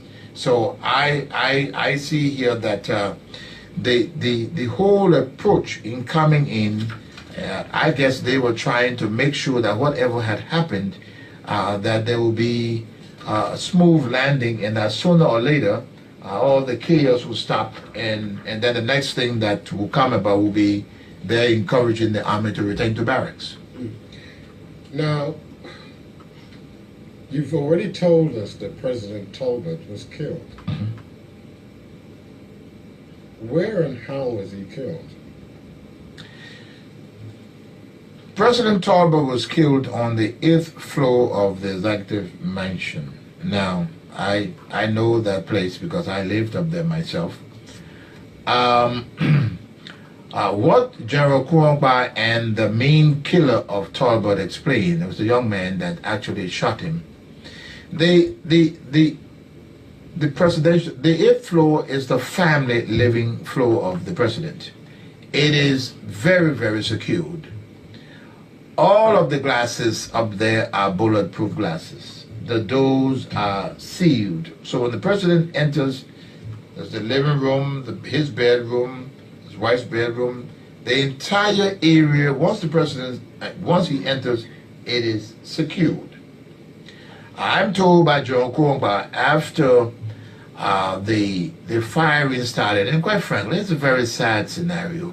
Most of the soldiers at the presidency that were guiding the president fled because their friends were staging a coup. They were all together, so they just didn't budge. They go upstairs and they actually have to knock on the president's door after he had apparently called around the different stations. No one answered. He got up, got dressed, because the body of Talbot was still dressed, fully dressed in a white suit. He got up, got dressed. They knocked on the door. They kept knocking on the door, and he opened the door because they could not get him. Like I say, that area is secured. You cannot enter unless the president inside opens the door. And the first gentleman, I am told by Kurongba, there was a young man called the late Nelson Toe, T-O-E, Nelson, like in N-E-L-S-O-N. The last name is Toe, like in T-O-E. He fired the first shot, to be followed by others, including a gentleman called Harrison, that's H-A-R-R-I-S-O-N, Penu. And now that Penu, I think, is P-E, and I stand corrected on this, N-U-E, if I'm not mistaken, Penu. He's also crowned. Then he was the second, but I am told by General Kurongba that the original first shot was fired by a young man called Nelson Toe, a very fiery young man who ended up getting executed, but we're saying too because of his fiery behavior. Now, was Talbot the only individual in that administration who met such a brutal fate? No, following the killing of Talbot, several members of the government were executed. How long after the coup was that, Mr. Taylor? I would say not more than 3 weeks.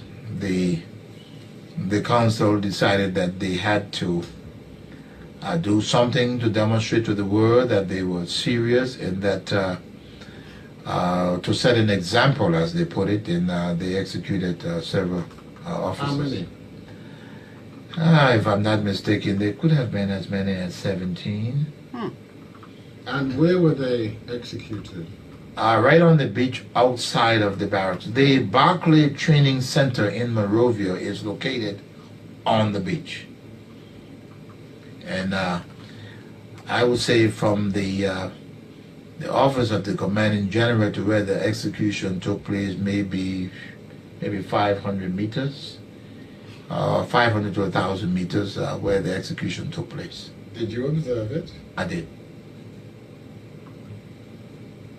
What impact, if any, did it have on you?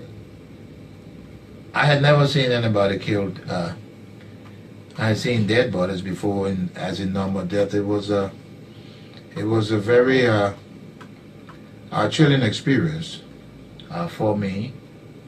I stood on the balcony of the Governor General's office and looked over to where the execution occurred. Did you know personally any of those who were executed? I knew all of them. Some of them better than others. The speaker and others that were executed, like I say, were personal friends of my father.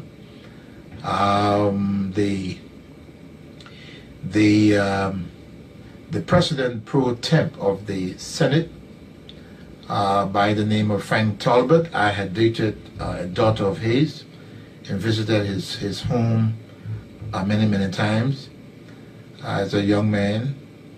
And there was a very good friend of mine, personal friend of mine, by the name of John, like in J-O-H-N, Sherman. He was the Minister of Commerce. And the rest of the ministers, I knew them very well.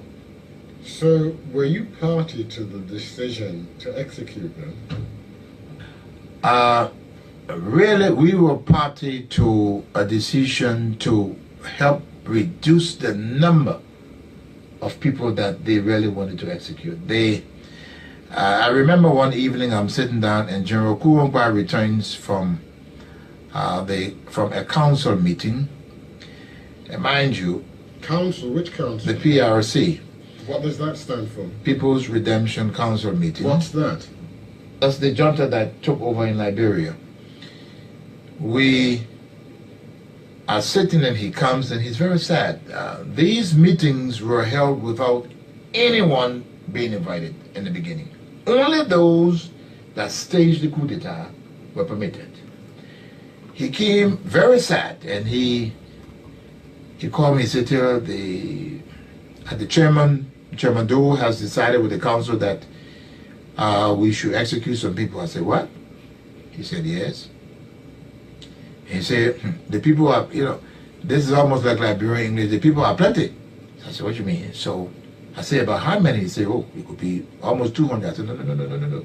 I said, Thomas, this cannot happen. And I got to know subsequently that other individuals, other progressive individuals have also heard this about a day later and were also pleading to say, you can't do this. We fought, at least I fought from my end to tell them that it was not that Talbot's death was sufficient, but they insisted that some people had to go because this would show that the old system had been totally uprooted. And so they finally settled on these few. Now, did you agree with that sentiment? That in order, in effect, to secure the fruits of the revolution, these people had to be killed. Did you agree with that? No, I did not agree with that. I said that it was bad enough for Talbot to be killed as president when they could have saved him, but that it would just be terrible in the eyes of the international community to begin to line people up on the beach and execute them where they were not being put on trial. There was not a trial where we're going to try you before military tribunal, none of that stuff. They just decided these were the so-called Congo people that caused the trouble. They have to go. I was opposed to that. So, help us please, Mr. Taylor. So we have this situation. Among those condemned to death are family, friends, people you've known. Mm-hmm. You disagree with this brutal decision to cut the tie with the past. Mm-hmm. So why didn't you in turn cut your ties with the Doe regime? Good question. Well, look. That's why I asked. There are several reasons. Look, number one, it would not have made any difference if I did. One. But number two, even more important, number two, we would have lost, or I would have lost an opportunity to bring about the meaningful change that we were trying to construct to bring about. Pulling out, imagine, all of the progressives in Liberia are on board. I have an opportunity, and it has been realized I'm in the system, I'm respected, I speak freely to all of them. Pulling out would have been maybe a very glorious act to do. But I believe at that particular time it would have been a stupid thing to do, because Charles Taylor alone wanting to pull out and return to the United States would not have meant anything, because everybody else was on board. And I felt that my staying in there would also give me an opportunity to be meaningful in what I saw as the way forward for Liberia.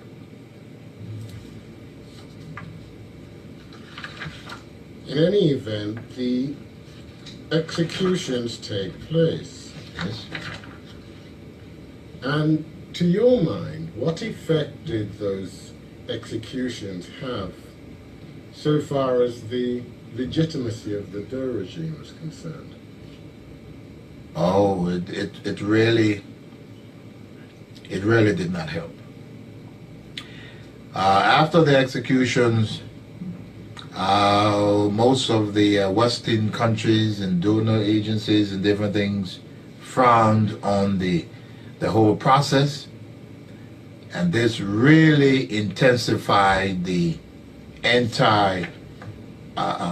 activities on the part of the international community toward the Doe government.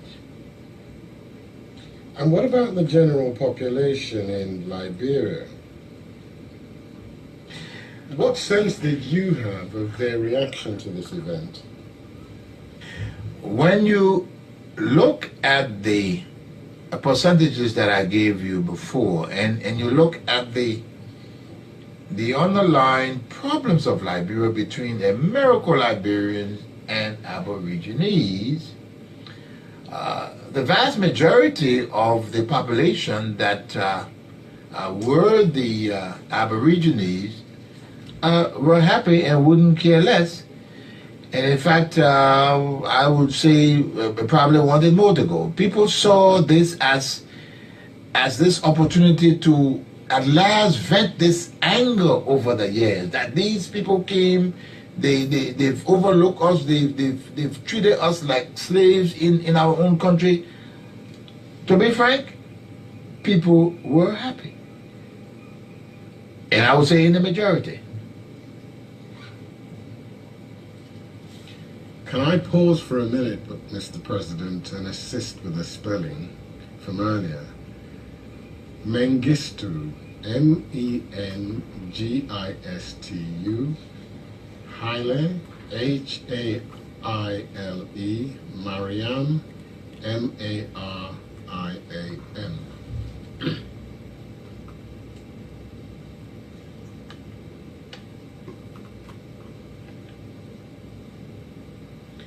Now, after you first arrived, Mr. Taylor, at the barracks, BTC, help us, how long did you remain there?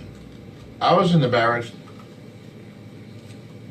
for about 3 months. When you say you were in the barracks for about 3 months, did you physically sleep and eat there? Oh, yes. Well, that question, physically sleep and eat there, many times I slept and ate there. I still maintained my place at the hood. I did not move lock, stock, and barrel into the barracks.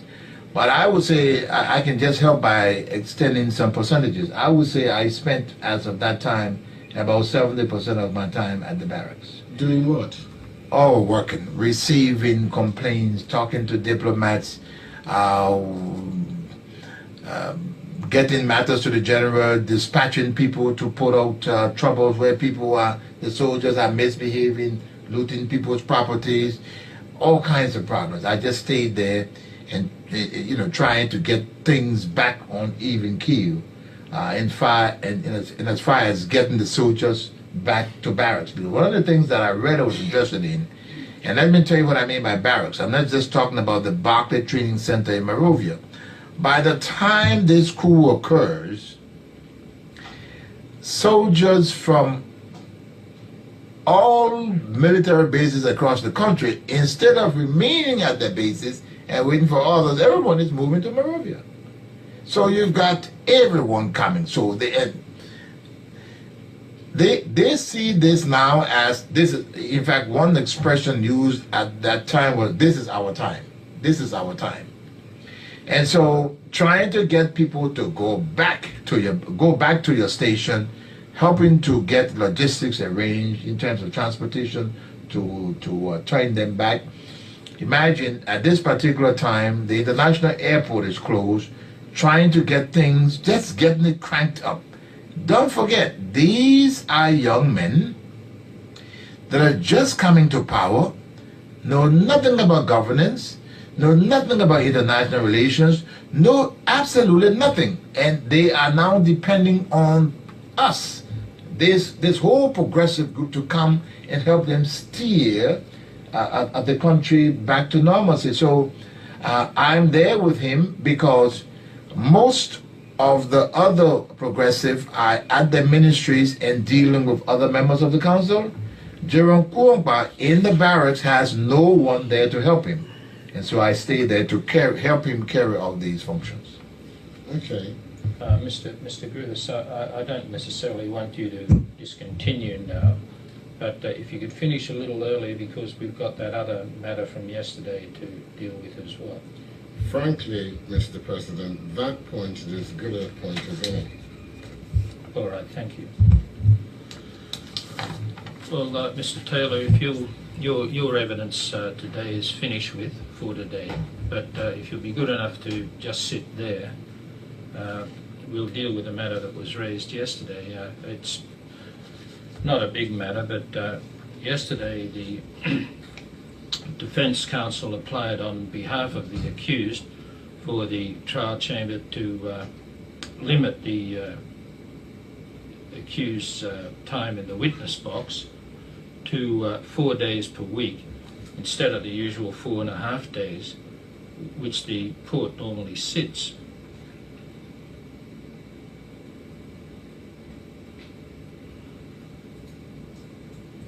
At present, the court sits only 1/2 day on Fridays, devoting the other half of the day to other duties. In coming to this decision, we've considered the views of both parties regarding the application. We understand that Mr. Taylor's evidence is going to be lengthy, extending over several weeks and possibly even longer, allowing for cross-examination.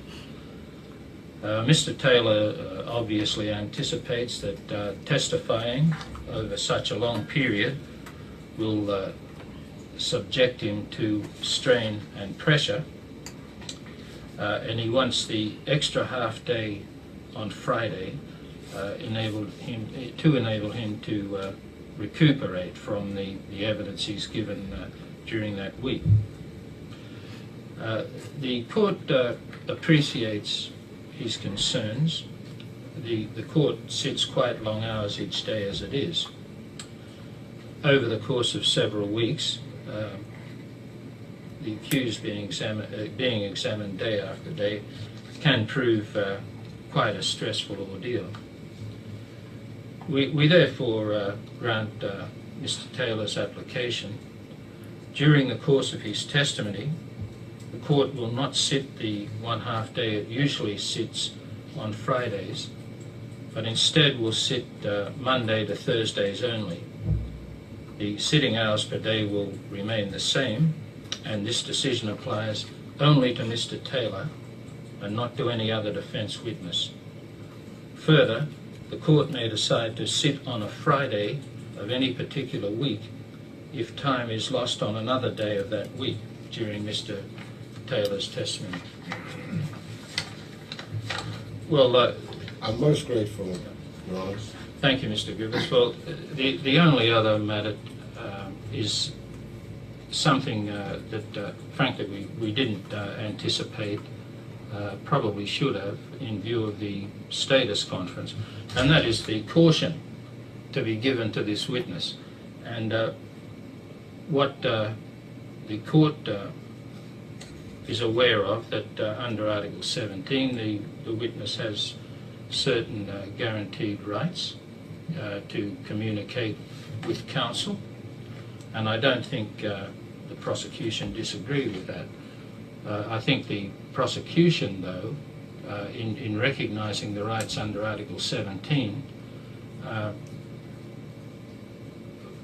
are of the view that communications between counsel and the accused, while the accused is giving evidence, would be subject to cross-examination to the extent of examining whether the accused has been coached in any way.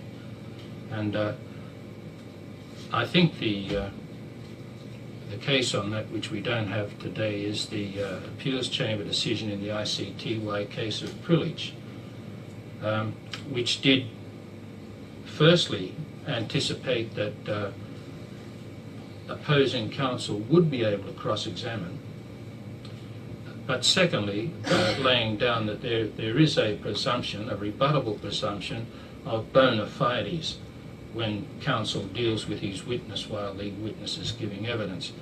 Now, as I say, we don't have the case before us, and frankly, we don't have any submissions from either counsel on the applicable jurisprudence. But it seems to me that bearing in mind the guaranteed rights of the accused under Article 17, that it would be a sufficient caution if the normal caution is administered. And that caution is simply that Mr. Taylor is warned not to discuss the evidence he is giving with any other person, and that would be subject to Article 17. Now, is there going to be any disagreement amongst counsel on that direction? Not from our side of the court, Mr. President.